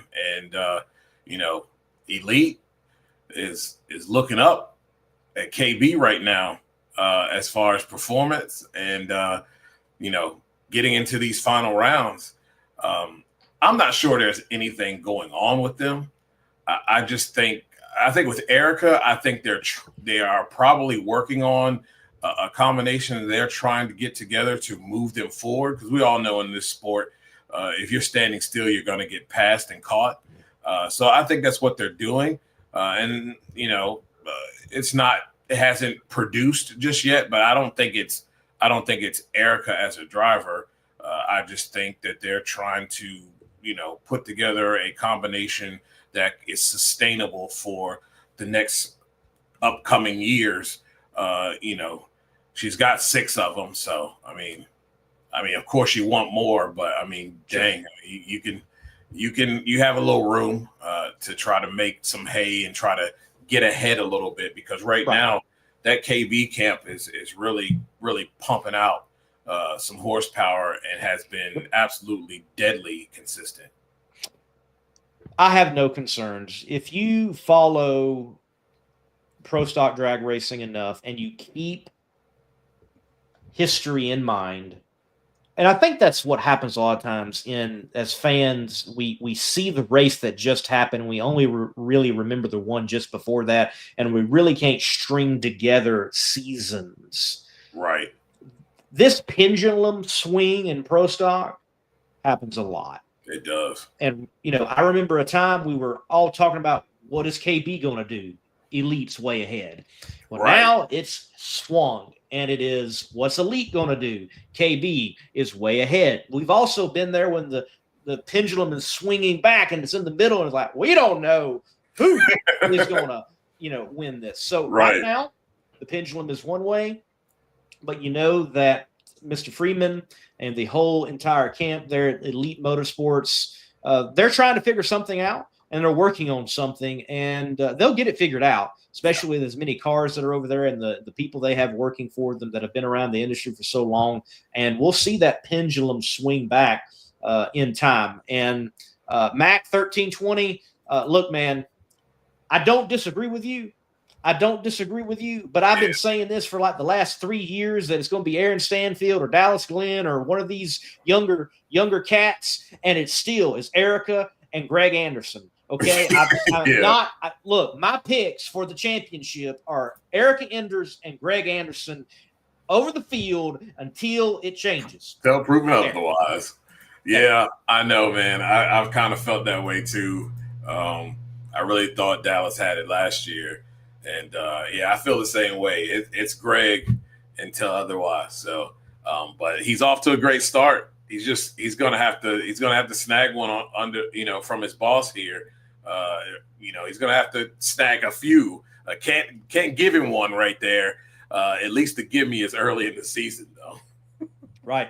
Hey, John Katz making the show in a ride that doesn't show up that often, a brand new race team for the big show with Winifsky Racing. And Dylan later on gets his license, from what I understand, on Monday. But John Capps, off of a March meet win, rolls in and also qualifies for the big show. That's pretty cool. Yeah, definitely really cool. Do you know if Julie Natus was able to get her license? Haven't heard anything. Have not seen anything. Yeah, I wasn't sure of that either. But yeah, super cool. He was able to get his license, and man, dude goes from the March meet into the big show funny car, gets that thing qualified. That's pretty cool, man. It is cool. It is cool. And McMillan Haddock, Terry Haddock's boy, he was working on license work in the big show car. Last time I saw him working on anything, it was for the nostalgia car, but he was working on some things for the big show car. So that's also cool.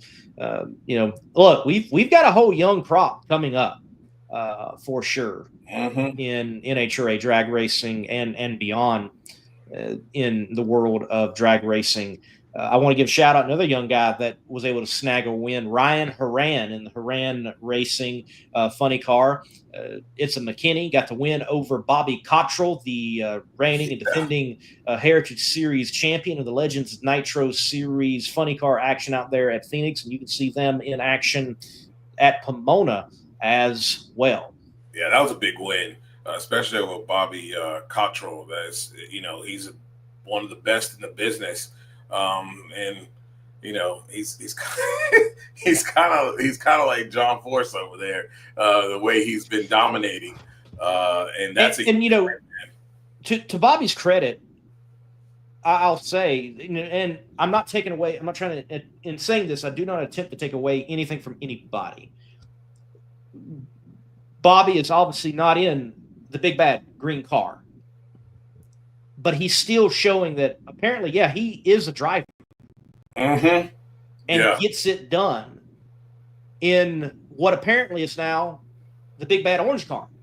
Right. Okay. So, the race that he lost to Shane Westerfield at the March meet, they paired up in the semifinals. That race was a race, just to kind of give you some behind the scenes, because I didn't know about it until Bobby casually walked by and I was getting other interviews. And I'm like, man, that was a dang good drag race. He's like, man, the fire bottles. I'm like, what do you mean?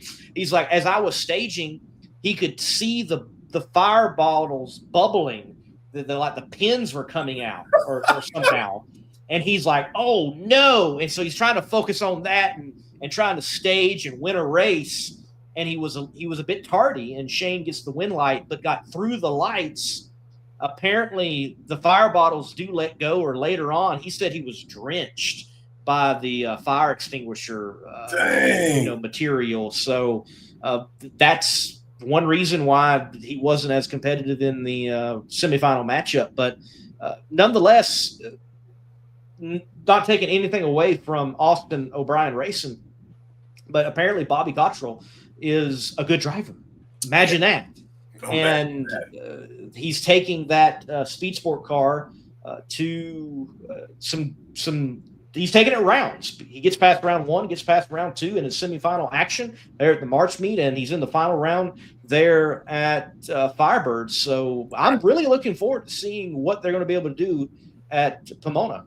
Yeah, it's going to be fun, and it's always good when the competition is not a runaway. And it is showing though that he's more than just the car underneath him. He's definitely one hell of a driver. That series is very, very, very, very fun to watch. It is different combination. I love when people chime in and like, well, nitro cars run a lot faster. What are these nitro cars doing? It's like you just completely don't understand that this is, there's smaller pumps and there's different rules and things of that nature. It's a little bit different deal. But nonetheless, those guys are serious. There's some great teams, some great characters in it, and they put on a pretty good show. I think overall Firebird had certainly some amazing twists and turns, ups and downs, but sold out crowd on just Saturday, I believe, but nonetheless, great crowd on Sunday and Friday. That is a great place to go catch a drag race, and it was a good crowd. And TV was okay too. Like it wasn't too bad. I think that was one of the better watches for a NHRA drag race in a while. And you can say whatever you want to about, NASCAR lead-in help. Sure, be strategic and get your lead-in. There's nothing wrong with that. That's NASCAR smart. Gets lead-ins from NFL and vice versa. Use that. Leverage it. Smart. Yeah, very smart. And I think they'll be taking advantage of it more, especially now that you got IndyCar around as well. So all of that, all of the motorsport should be helping NHRA out and the like. So I think they're all going to help each other out as far as how these lead-ins and whatnot go. I have to ask you about the IHRA interview. What were your thoughts on what he had to say? And I mean, I know I looked in the comments here, and a lot of people think he said a whole lot but said nothing. But I think there's some meat on the bone there to kind of get a gauge on what exactly they're trying to execute as an organization. I think it was very positive. I don't think we got much concrete answers. No. Except very soon we'll have some answers. I think there was a bit of trying to explain, hey, some of these terms mean this, but it takes time to get a deal done. Right. And look, in principle, people don't quite understand what that means. True. I get it. But overall, the IHRA is showcasing we intend and we're working on a return to glory. Yeah. Now, I've said it here. I have said it on my show. I will continue to say it. I think the only way the NHRA is truly successful, they must have a different program than the NHRA. I agree with that. I mean, drastically. Yes, it has to be way different. Me they personally, cannot come out with the same model. And it sounds like with him talking about time, as we experienced with the Sega Southeast Gas Association this weekend, not having a lot of downtime, you're going to have to change. There's something that has to be different. It can't be the same. You can't have the same business model, or again, you cannot be WWE because people will just go to WWE. You have to be an alternative, and right. You cannot be NHRA, or they will just go to NHRA. Right. They want an alternative. I firmly believe, I've said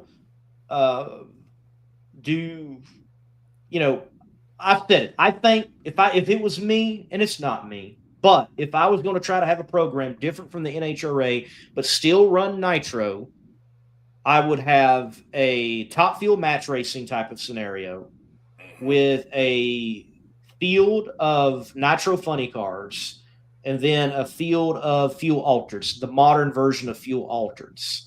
Elevate top alcohol funny car and top alcohol dragster to your premier levels of your show. Yep. And run mountain motor opposed to 500 cubic inch. Yep, I agree with and that. Then, and have pro mod. Yep, I definitely agree with that. I think that's the best way to go. And I think you'll have more cars that way. And I think it will be successful because I truly believe that the alcohol class is looking for somewhere else to go. Absolutely. They're here, but I think we would have there would be bigger turnouts if they were the feature and they weren't crapped on every time an event that is beyond their control happens. They're racers too. And you have to have a different national event model. It has to be drastically different than the NHRA. I heard, I was hearing about, seems like he was kind of talking in terms of it just being 1 day, 2 day type things, which I think that's another point. You don't need 3 days, 2 days of qualifying. Let's go 1 day qualifying, race day, and keep it moving. And then sometimes you can do a Friday and a Saturday. Sometimes you can do a Saturday and a Sunday. Right. If you're going to race and it's coincides with, which I don't agree with anybody taking their program and going up against NHRA, it is a bad move. It's the same thing, dumb stuff that Tony Khan does with AEW at times. We don't want to be on the same time as the big dog that is the big dog because they've been here a long time. Stay away from their windows, be an alternate on times when they are not on track. And if you're going to do it on the same weekend, you don't go eliminations versus eliminations. That means you have a Friday, Saturday, and get out. Right. But 2 day events are where it's at. I don't think you try to do anything the same as what we know it. It has to be drastically different. I do like his thought process and making racetracks more than just racetracks, but places where events happen. Absolutely. Sure. On track racing. And I think that's the way of the future. That's how you sustain racetracks and keep them and not watch them be sold off because they're not making any money. Right. You got to find other ways to make money other than putting cars on the racetrack. And I think that is huge forward thinking if they can execute it all. It seems like they've got a lot of smart people in the building. I think we've seen, some of the names that are involved in this. I do think AR, being around the business as long as he has, he's seen both of them as a program. Innovation and outside of the box thinking is key. And I think he understands some of the crutches and headaches that are negative with the NHRA and will try to avoid those on that side as the IHRA. And if they can do that and have a slow build, they could have something sustainable. But it seems like they have a good thought process, at least, in what they want to do. Execution is what we're looking for, and that's going to be the key. We'll see. It might even be the flip side, Dugenet, that some of those that are from IHRA are so dyed in the wool NHRA that they really aren't able to crack that mold and do anything different, and they just are diet NHRA. Yeah. You never know. I hope not. I would love to see that's this not return to glory be true. And again, I think that model, like Andrew is asking, would 8th Mile help IHRA? I think it's yes and no. Why not just be different? We see in NASCAR, we see in F1, we see in IndyCar, we see look at Rally, look at all the different types of tracks there. And I'm not saying put NHRA style drag racing on, a sand drag course, but why not have one national event that's 8th Mile? Why not another one 1/4 mile? Why not another one 1,000 foot? And I know that might be a bit confusing, but make sure you promote it well. Make sure your announcing team keeps it, keep people informed. And, oh, by the way, even though he's been 1,000 foot for 50 years, I'm joking, I'm exaggerating. People still are like, is this 1/4 mile drag racing? I know. Anyway, why not at a track that it makes sense, run 8th. At the track it makes sense, run 1,000 foot. At the track that it makes sense for 1/4 mile, run a 1/4 mile. And IHRA has had 8th Mile national events. Go back to Huntsville Dragway, now Rocket City Dragway. They do have a national event there in the books, and that's an 8th Mile track. So it is not an impossibility, and it's something to work into the portfolio, and it takes you to a different market. For example, they purchase or are purchasing in principle, or it is now, whatever they're doing, Galot Motorsports Park. That's an 8th Mile only facility. If you're going to run nitro there, it's going to be just 8th Mile. Right. Exactly. I don't have a problem with that either. I honestly, look, I understand the traditionalist. I get it, but I've seen enough 8th Mile racing that it is absolutely exciting. Like what we saw this weekend at Sega with those guys, with those classes, 8th Mile was fantastic. Yeah. Fantastic. Like, man, I think you adjust, don't exclude any tracks, because that's where you have your headaches. And if you can kind of have a plethora of 1/4 and 8th, 1,000 foot, whatever you want to do, what's fitting for the track that you have, you'll be able to have a lot of success, and you'll be able to get more tracks, because honestly, there really aren't that many tracks that are outside of NHRA tracks.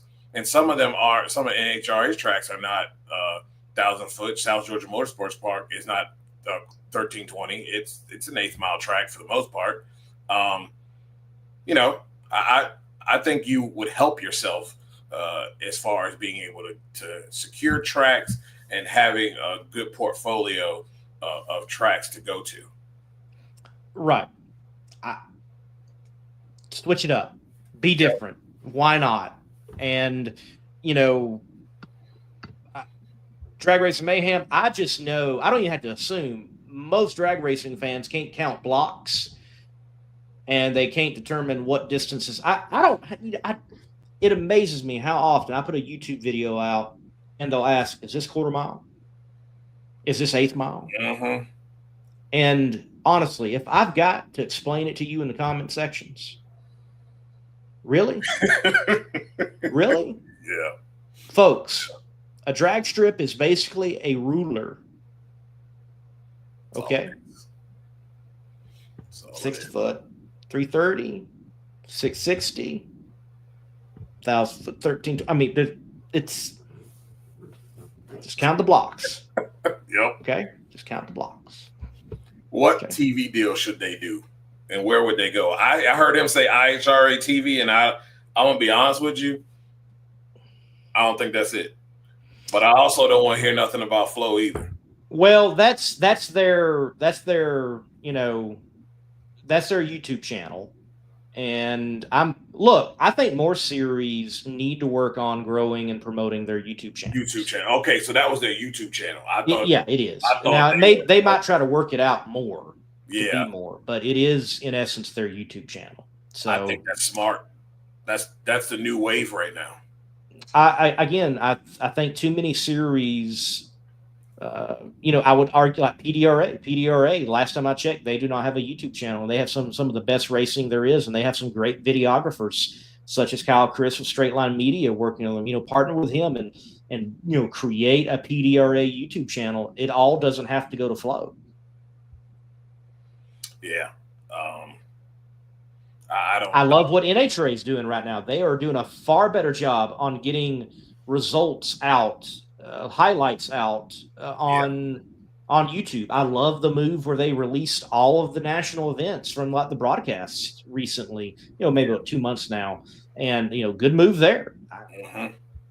I was having a conversation with an individual a couple of days ago. I would much rather be in the algorithm to be able to be found than behind a paywall. Yeah. Because right now, there's too many streaming services that people are paying for and people are taxed out. Like, you become a point where you ain't got any more money.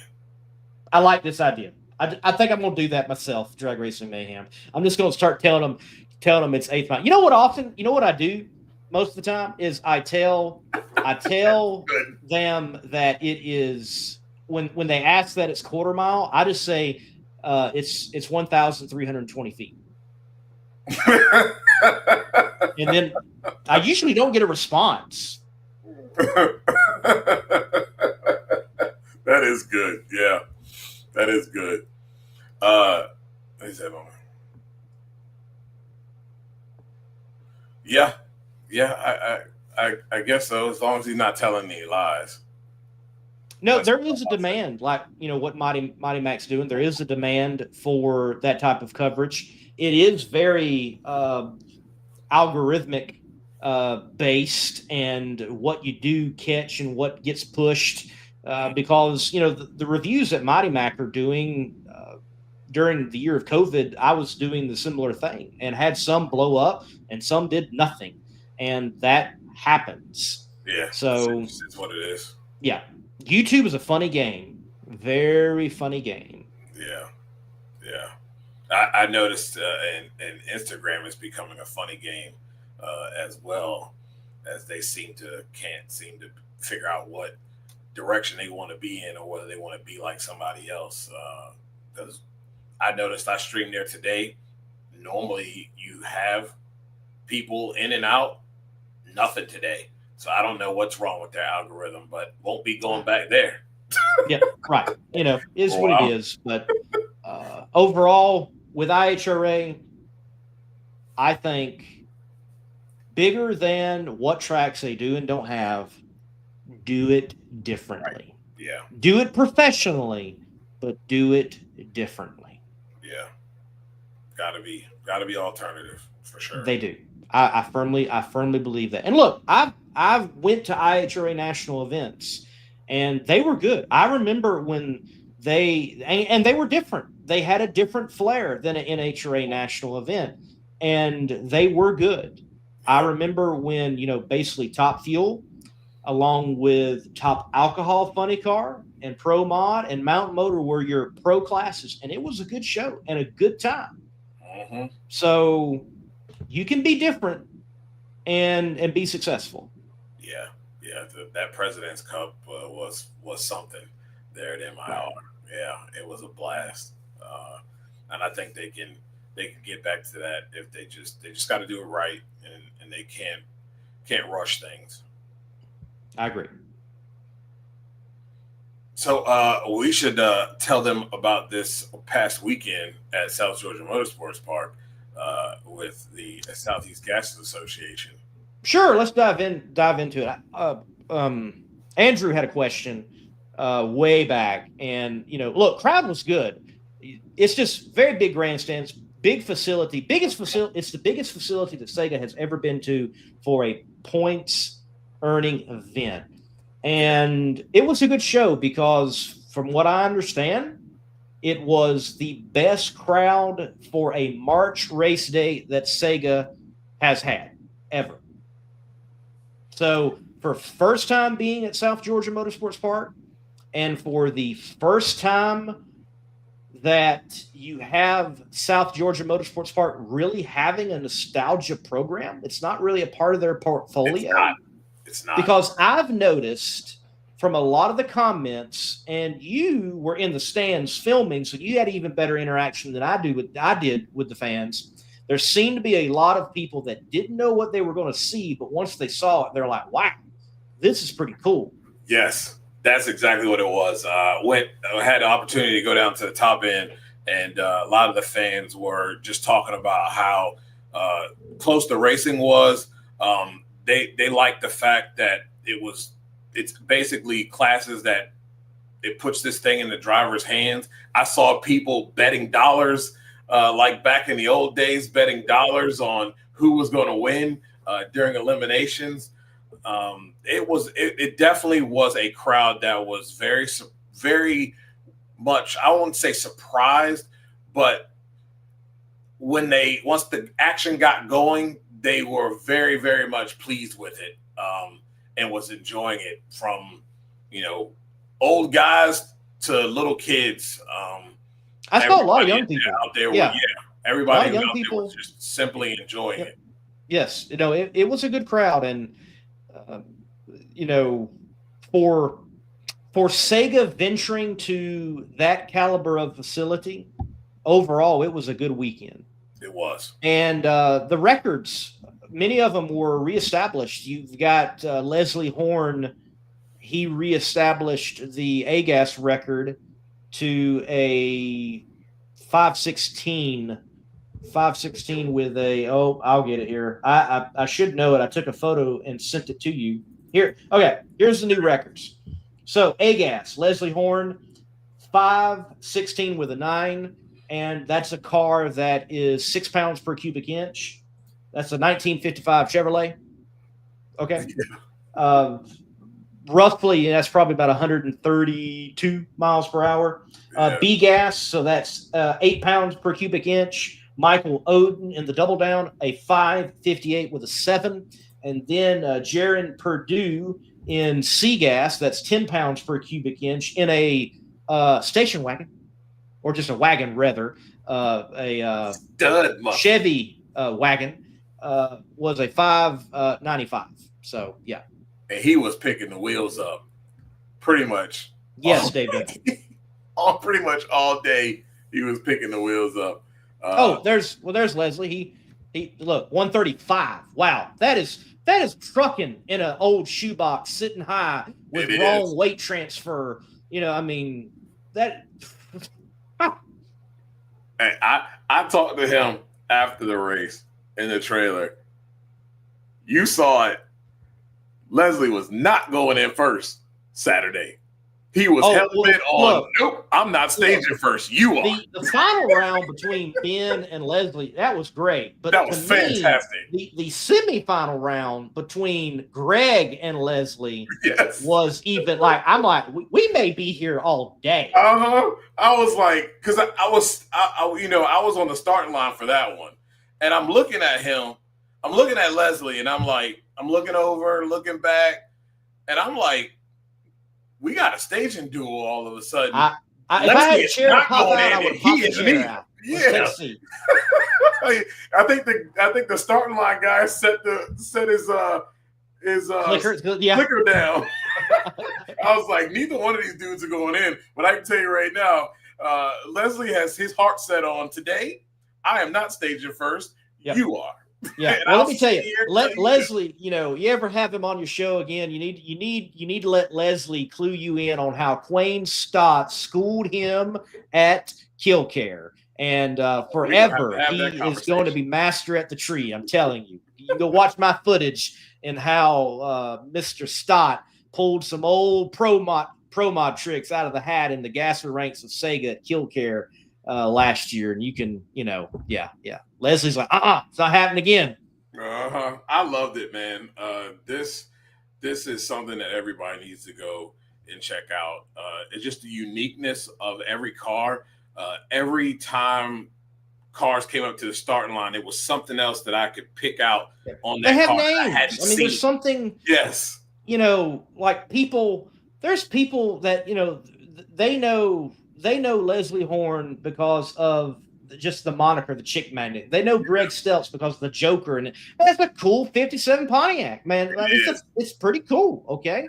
I think of, we didn't see him this past weekend. He's got some stuff to work on his car. Gabriel Burrell with the Southern Flyer, that Model A in gold, it's just a cool car. And the Joker, that's a car. It's cool in pictures, but you really need to be there in front of it. Yeah. And the bug was called Beelzebub. Yes. Again, so many cool, great names. And then, one of my favorites, maybe the prettiest car out there. Maybe. I mean, there are so many cars out there that are like you could just not race them. They could be car show caliber. Yeah. Alan Pittman and Sword, the Pittman and Sword Willis. Wow. What a beautiful hot rod. That thing pops. Yeah. And look, pops. Let me tell you, everybody will look at, a lot of folks like to look at these cars and like, oh, they're old style cars, and they, compared to modern things, they should be easier to drive. No, it's actually completely opposite. You can go to Quayne Stott with having Ryder on his Pro Mod door to then, forming the Southeast Gas Association and saying these are some of the hardest things I've ever drove with these cars and their power and their wheelbase. To you have Alan Pittman, all right? Alan Pittman of Pro Mod fame. Alan Pittman, we're talking wins, championships, builds them. And he's like, this is tough. And I haven't got the hang of it quite yet. They're still trying to get the handle on that car. And if they can ever get the handle on that car, it's certainly going to be a top contender and go into many final rounds. So, it is very competitive. These cars are very hard to drive. Kind of the intro on the stream I put it this way. Some of the hallmarks of Southeast Gasman's Association drag racing is that these guys have 3 pedals: clutch, brake, and accelerator, and they got to use all 3 of them. And they have to manually shift. There are no shift lights. There's no other driving aids. It's all you have to drive. And what was impressive to me with a lot of it too is that I watched cars leave with the wheels up, pointing right at the center line, and you're like, he's gonna get out of it. Nah, he just grabbed the next gear, slid it on over, got it on down the track. I believe, I don't even remember who it was. He took off, wheels up, got close to the wall. I'm thinking he's going to get out of it. Right. Nope. Mm-mm.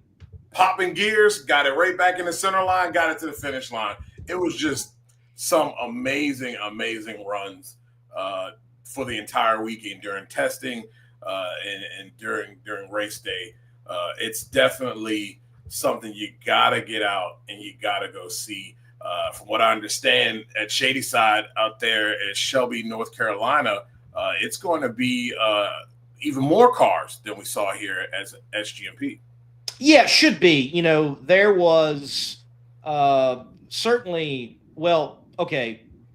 in Sega competition, a low car count is like 50 cars. Like, that's still a lot of cars. That's still a lot of cars. Okay.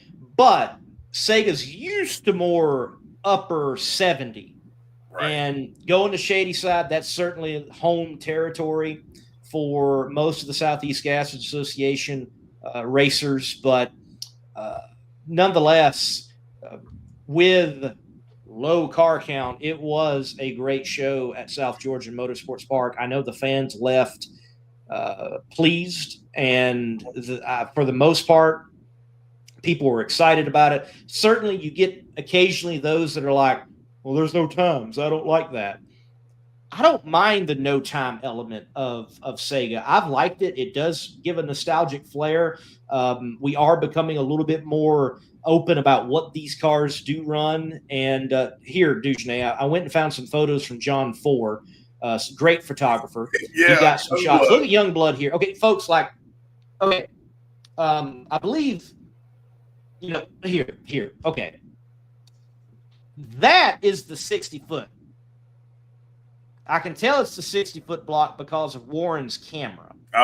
Yep. Okay. So here he is at 60 foot. And more than likely, this is on down the track after the second bounce. Yeah, it bounced. Yeah. That was the run. I think it bounced 3 times. It probably did. Insane. And then you got Michael Oden here in the double down. This is after the first bounce. Insane. He was in the final. He was in the final. And if it wasn't for a red light, probably would have been a win. Yeah. I thought he had, even though who he had in the final also had a great car. I thought he had the best car all weekend and just gave it away up there. I think he'd have had it. Because we were all in the stands with the fans and we were all pointing. I'm like, definitely near lane. Nope. Didn't happen. Red light. But I do like the no time too. I think it makes it mysterious. It's distinct. Yeah. It is distinct from all the other gasser groups. And again, okay, let's go over this. Why is it done? Well, you go to footage of like 1967, 66, 65, and earlier. Even at national events, you're not going to see scoreboards. They didn't really have that technology to display it. Now, it's not that they weren't timing. They were. But you had you were reliant on the announcer to tell you the time. And most of the time was only for the winner because that's the only car that could be timed. They didn't have like a double timing system. That's crazy. Okay. And also in that day and time, you could argue they didn't really care about AT. It was more about mile per hour. Right. Yeah. We over time it's really switched and we've become far more concerned about ET than mile per hour. Right. And we've also become very, very time dependent as fans. Look, I really don't care about it. Ultimately, you win or you lose. Yeah. Win lights. It fascinates me, the fans out there that say, I want heads-up drag racing. That's real drag racing. I don't like bracket racing. And yet they're like, well, where are the times? Yeah. Man, I see cool cars with real drivers driving, doing wheelies, up in the air, wheeling those things. And I mean, it's a vibe. It's good racing. Really is. It really is. Yes. And I think it's a vibe. And I think that adds to it. The no time. It's just it's the old fashioned. I'm sitting in the stands and I'm looking for somebody's win light to come on. And if me and my partner and people we've met in the stands are all of a sudden putting a little wager on it, all you care about is the win light coming on for the guy you just put the dollar down for. Yep. It is a vibe and it is a very good one. It really kind of takes you back to really grassroots racing. I'm going to put it this way. The first drag race I took my now wife to was a Southeast Gassers Association drag race. And that was calculated. Because I knew if she was going to get hooked, it was going to be hooked through that type of event. Yeah. Because there's nothing really to explain. Yeah, that's true. You look for that win light. That's it. And I love all different types of drag racing. I love bracket racing. It is great. I mean, you go to the flings and you watch high dollar bracket racing and the gamemanship and the sportsmanship that's involved. It's spectacular. But you kind of have to know to know. Right. Yeah. It's not entry level. Yeah. Or you go further. I love Competition Eliminator, but like the chat we had with Taylor Chimozik, look, it's not entry level. And I don't even remember how the whole thing works. I done forgot that already. I mean, I just know you can't run the car, you can't run nitromethane, but I can't explain everything to you. C altered, supported whatever. I mean, I get the moving index, love the cars, love the class, but it is certainly not entry level. You can take anybody to a Sega race and you can explain it by just look for the win light. That's your winner. That's it. I loved it though. Loved it. Hey, Blake, I took the place of who shall not be mentioned. The superstar now. Yeah. Mr. Barron Williams Jr. Bobby asked me to do it. It was a great honor and privilege to be able to do that. I feel like was it last year, the year before last? I feel like 2 years ago, I kind of won Bobby's respect, and he asked me to come on and do it, and I did. So it's a long Tuesday, but I look forward to it. It's fun. It's been a lot of fun. Right, because you got a show before this one on your own platform, the Not Bland Show, and here I am now, like year whatever it is, and Bobby's like, man, I can't figure out how to get rid of him, and we're still here. So at least me. Yep. It's been fun, man. It's been a lot of fun.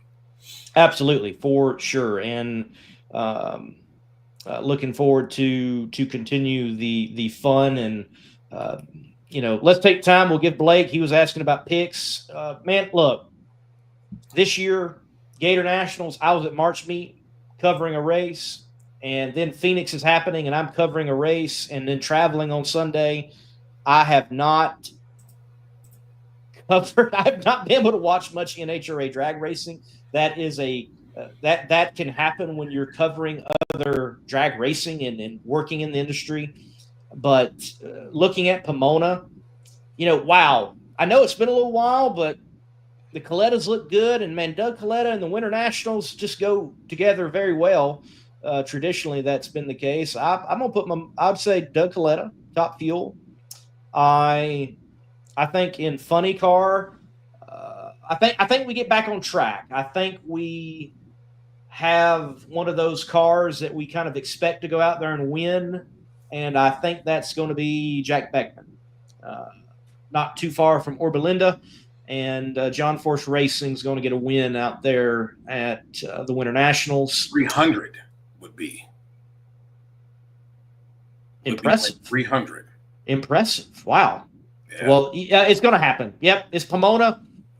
John. Yep. There you go. And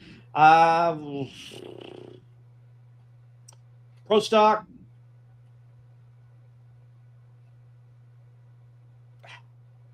I think you have to go with Dallas Glenn. Yeah. I'm taking Brittany and Top Fuel. Okay, good. Okay. I'm going with Jack as well, and I'm going to go with Dallas Glenn. Dallas, do not let me down. I will be picking you in Drag Race Bracket Bonanza. Do not let me down. I know your wife, and I know how to reach you. Please do not let me down. Please, I'm begging you. Make it happen. Drag Racing Mayhem says leaking the script. No, I think if it's scripted, it would be that, yes, Greg Anderson goes back to back to back. Mm-hmm. And then Jack Beckman in the John Force car picks up the 300th win, while Brittany and Top Fuel picks up the 301st win and become the winningest team in NHRA drag racing history. Yeah, that would be a really, really, really good script. But yeah, that's the way I see it. I think that's the way I see it. But we'll see, man. I mean, Paul Lee and Chad Green are the ones who won the first two races. I will throw out, I think Shane Westerfield and the Austin O'Brien ride. I think they get the win in Legends of Nitro series. I think they step up and get a big win and get back on track, and I see that happening there. Shane is actually doing double duty. He will be also in Top Alcohol Funny Car. Dang. So And that's going to be interesting. The last time I was there and they had both those categories, they ran Legends after Nitro because they're Nitro as well. Mm-hmm. But then it rolled right in to Top Alcohol Funny Car and Top Alcohol Dragster. So that could be interesting. That could be interesting. Yeah. All I know is the weather's going to be good, so it should be fast. So somebody going to put up some numbers on the board. It's going to be good. Well, I don't want to say that anymore. Because we said that a lot last year. Looking at the weather, conditions were prime, and crew chiefs poo-pooed down their leg. I mean, and I ain't talking like muddy diarrhea poo-poo down their leg. So we're not going to say that anymore about weather conditions anymore. We got all hyped up. Everybody's talking. Ooh, look at the weather. Right. And it was a smoke fest. Right. Not right. You know, the conversation right now, because we finally got 341 at a NHRA national event. The conversation is now, well, they've been 302 miles per hour in the 8th. Well, that was testing until it happens, you know. Yeah. Yeah. So that's the conversation now. Hey, how about this? Again, especially at where we're at in the sport, wind lights matter more than anything. For sure. Wind lights get you to a championship. Yep. Not ET in mile per hour. Yep. Don't matter how you get them. Greg Anderson went nowhere and he won. Nowhere. He didn't even make it to the 60-foot block. Yeah, he made it just past the tree. Yeah, that clock's still running. Yeah. Oh, man. Wild. Absolutely wild. Insane. Absolutely. Insane. It's nice to have a little back-to-back, though, and then it'll be another break. So, yeah, nothing wrong with that. Makes sense, certainly. West Coast, and they have a little break. I think most of the teams, they'll go park out there at Vegas, and they'll restock and take a little break. But, yeah, makes sense. And, like even Sega, it makes sense. Like we've got a week in between the next race, and then after that, there's like almost a month. And it's going to be pretty good for, I think, the racers. Because your next race is almost in, like, the backyard of most of the racers. So you definitely do have to think about your racers and your scheduling. And, you know, I think they are trying to do that with the NHRA. I think they have done a better job with that. We'll see what's in the future. You know, already hearing some rumblings that in the near future we might see Pomona back as the start of the season. And that may be the right move. You know, Gainesville has been plagued with weather. It seems like every season opener that it's been there, one way or the other, though we get the event in, there's days that are completely washed out.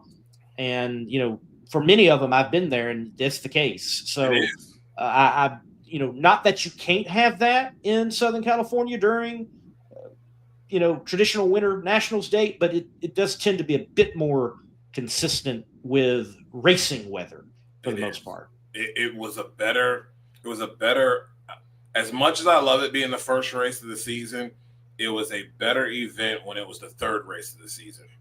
And it's because of the time, the time in the month that it was. Because usually in that first week, of March, you got one more shot at either cold weather or there's going to be some type of rain event during that time because of cold fronts still moving through. And, you know, if it had been moved 2 weeks out, they wouldn't have to worry about anything. It would have been very nice weather, Chamber of Commerce weather, and you'd have got the whole weekend in. And I think you had less of that. Sure, you might have had a Friday or so that might have gotten rain, but for the most part, when it was the third race of the year, you didn't have complete and utter rainouts. And the deluge of rain that we have had since it's been the first race of the year. It's been wild, man. It's been wild. Hey, let's put the Gators in August. Let's give tuners a really that would suck for fans and everybody. I'm joking. I remember the one in September. I think it was COVID year. Yes, where they came back. It was still a little warm then, and it was different. And you could tell, you know, that it was a bit challenging for tuners. But Drag Racing Mayhem, come on, man. You know, the Baby Gators should have a better crowd. I don't understand. I don't. There's just, it's very hard to have a successful event right in front of a national event. You know, the Texas Motorplex has tried it with the Stampede of Speed, and they just never really had a good crowd for, like, you know, Funny Car Chaos Championship Finals, the Nitro Sideshow, all those type of things before the national event. It's like people are going to hold out and wait and buy the ticket for the bigger event. Yeah. So I get it. That's just how it works. But, man, the Baby Gators should really have a better crowd. It's just some good drag racing there. But, no, the Winter Nationals is going to have a better crowd for sure. Yeah, it's definitely going to have a better crowd. Do you think you could get around it if you had like a package deal that packaged the Gators and the Baby Gators? Do you think people would go then? I think that's the only way it would work, honestly. You know, and I don't know exactly what that package looks like. I don't know if that would be advantageous for the NHRA at all in the way that their national event ticket sales are calculated. But I think you would have to, it'd have to be something like, if you buy your tickets by this certain time, you know, you reserve your seats by this time, you get a free ticket to. Yeah. You know, I think that's like the only way. Yeah. Only thing that makes it tough is if you're local, you probably would go. If it's not too far of a drive for you, but nobody's gonna, you know, come down and then pay 2 weekends a hotel. You know what I mean? That's the kicker, right? It would definitely be for locals. Mm-hmm. Absolutely, but yeah, you would still get. I think you'd still get some people to come out there if you could somehow work that in there marketing wise. Yeah, you'd have to have something like that. Yeah. And I will say though, as strange as fans are weird, and it's hard to tell, but you know, they will sometimes do. I've seen this Worldwide Technology Raceway, for example. I have seen it. I was there for the national event, and then I was there for the regional and divisional action the very weekend after. And it was like, if you bring your ticket stub, you get in free. And you could tell an uptick, yeah, but it wasn't what you think it should be. Yeah. Now, that may be because there's a disconnect from what's happening at a regional to a national event and divisional. I don't know. And look, the allure of Nitro, it is what it is. That's true. Yeah, it really is. You know, you can't get around that, to be honest. No, you can't. Dave W., that's why I love the Drag Illustrated records list in the back of the magazine. That comes out in every article, and you can access it online as well. I believe Brett Kepner still maintains it for the most part, but like, it just lists the records. It doesn't like really distinguish where and when it happened, or not. It does distinguish where. It doesn't distinguish who it happened with, because there have been records that were established on the I side, if I remember correctly, before the N side had that record. So no, I agree. I don't think it should just be NHRA. Yeah, I agree. Because a record, something that has never been done is something that's never been done. Doesn't matter where it was done. Yeah.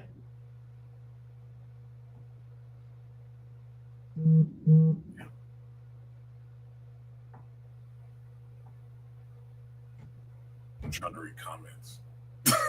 They're rolling in. They're rolling in. Yeah, we got Drag Racing Mayhem and Dave W. going at it. So yeah. Good times. Good times. Good times. Good times. No, I firmly believe that. Look, let's say this: every sanctioning body, well, rather every racing organization may not be at the same level, right, but there are elements where you have some outperforming others in different ways. You want to talk about NHRA Pro Mod drag racing? Obviously doing it in the quarter mile, well, they're the only ones right now for the most part. But I would say top door slammer racing over a series right now is PDRA. But they don't race nitrous and boosted, if you will, together. They're separated. So you've got that slant, if you will. Yeah. So, I think that's why something like the Winter Series is such a good thing. But, you can't discredit what people are doing and what they're accomplishing. I mean, yeah. Because I would argue that there are places in which the NHRA might not have the highest level of drag racing when you start really digging. Yeah, I can see that. But for the most part, I think they do. Yeah. And slowly more has been folded in. But there would have been a day and time that you would have said, well, certainly not Pro Mod. They didn't even have Pro Mod 5. Right. They wouldn't have had Mountain Motor Pro Stock at one time. So on, so on, so on. And I get giving people or giving series a place to race, but I also think there's a point where you have too much under your umbrella. And if you want to have that under your umbrella, that's fine. But then now you got to reinvent the wheel a little bit, like we've talked about with changing national events and how they're handled. Because a lot of times this is to me, this is why someone's feelings are always going to get hurt at a national event, because of how much is there. And it takes one thing to throw the whole thing off, and someone's feelings are going to get hurt because they're either going to get pushed back or they're going to get pushed to another race because you just have too much there. Yeah.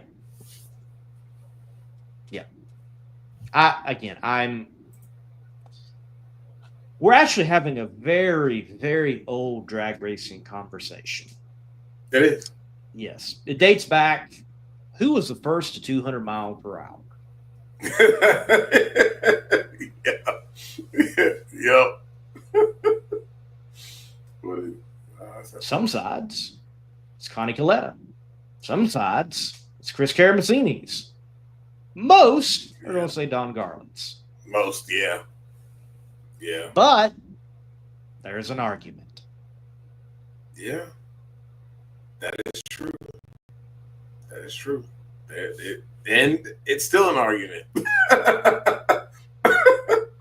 The things about drag racing, there's so many of those little things like that.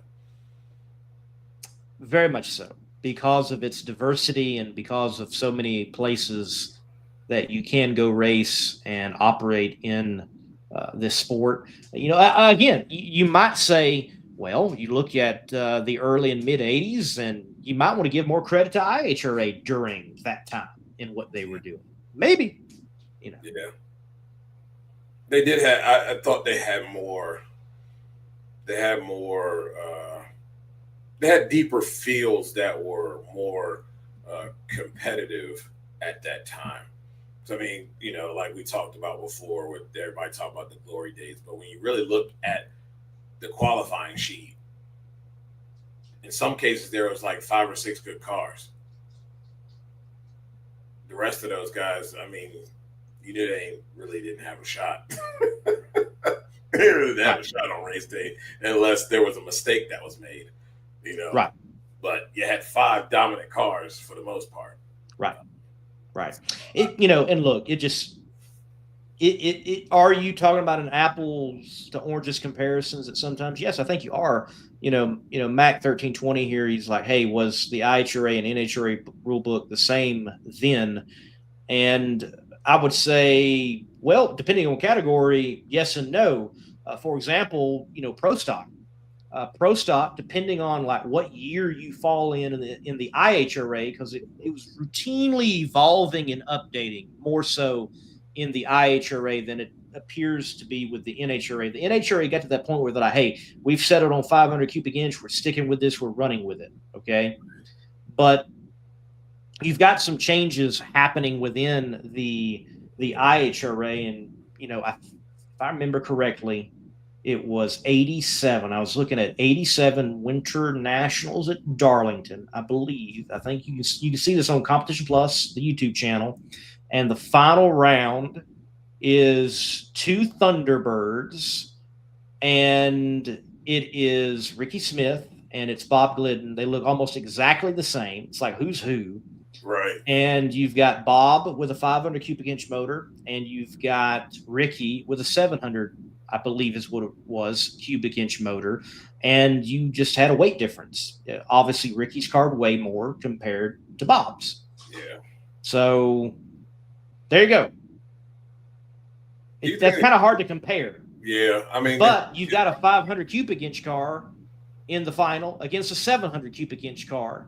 And I can't recall how close the race was. Ricky did win it, but yeah. Yeah. I don't know. I see that's some stuff that they could do that's different.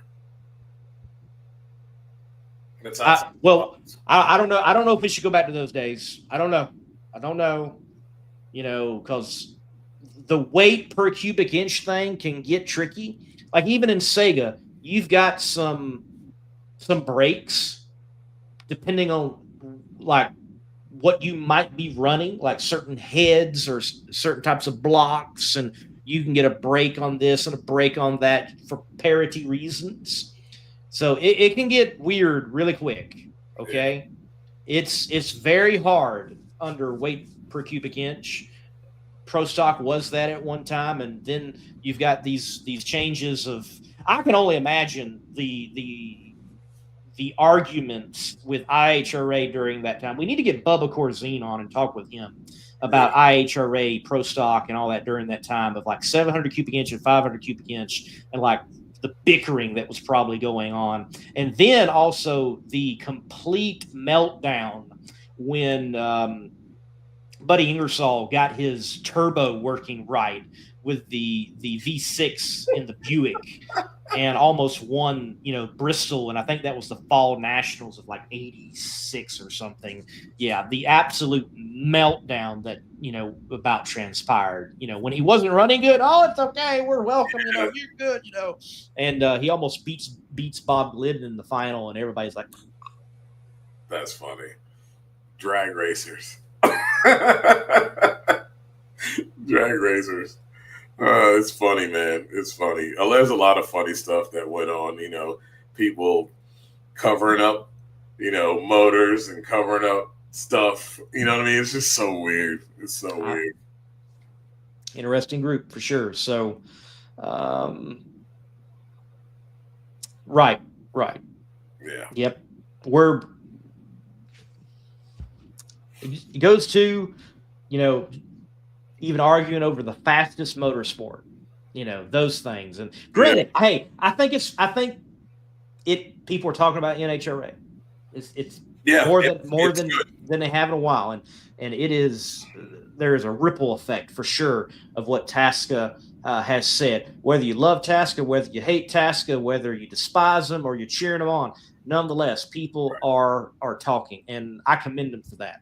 Yeah. I was glad that he took it to the stage, the big stage, and not it wasn't a social media war. Somebody needed to say something, and he said it. And I'm glad somebody finally put their nuts on the table and said something. Because you know what? If we did that a little bit more, how many fans or how many foes did Tasca gain? They made, now somebody cares whether he wins or loses, right? Because that's the object of things. Let me put it this way. You just said fans and foes. There's another F word I think's actually more pertinent. And no, not that 4-letter one. I'm talking about followers. That's right. In this day and age, you're correct. Because I don't care if you're a fan. I don't care if you're a foe. as long as you're following. Right. Look, I got people on MMR that follow me that hate my guts for whatever reason. I said something wrong in the comment section, or they just don't like the way I think, or they hate the red beard, whatever. Okay. Don't care. You're following. Thank you. Yeah. I was called the jabroni this past week. Interesting. And a joke. and what? And a joke. Oh, that's interesting. Yeah. Jabroni. Yeah. What old wrestling have they been watching? Some old SmackDown. Yeah, very. Every now and then. Man. Okay. Hey, look. It wasn't called for in that particular instance, but whatever. Hey, whatever. Okay. It's cool. Yeah, hilarious. Oh, man. A lot of fun. Absolutely. Right. Yeah. Dujanay, look, man, I've had fun. I got a press release to write, and, I need to do some traveling tomorrow, and, yeah. Time to get going. And, absolutely. I guess we'll get out of here with peak, since we've pretty much reached the peak of this show. Good night, everybody. If you want to take your vehicle's performance to new heights, you got to give it P. Like our original equipment technology, antifreeze, and coolant. Our formulas match the vehicle manufacturer's technology requirements so that we have the perfect match for every vehicle. That's one reason why Peak is among the fastest growing brands of coolant in America. We work harder to earn the trust of people like you every day.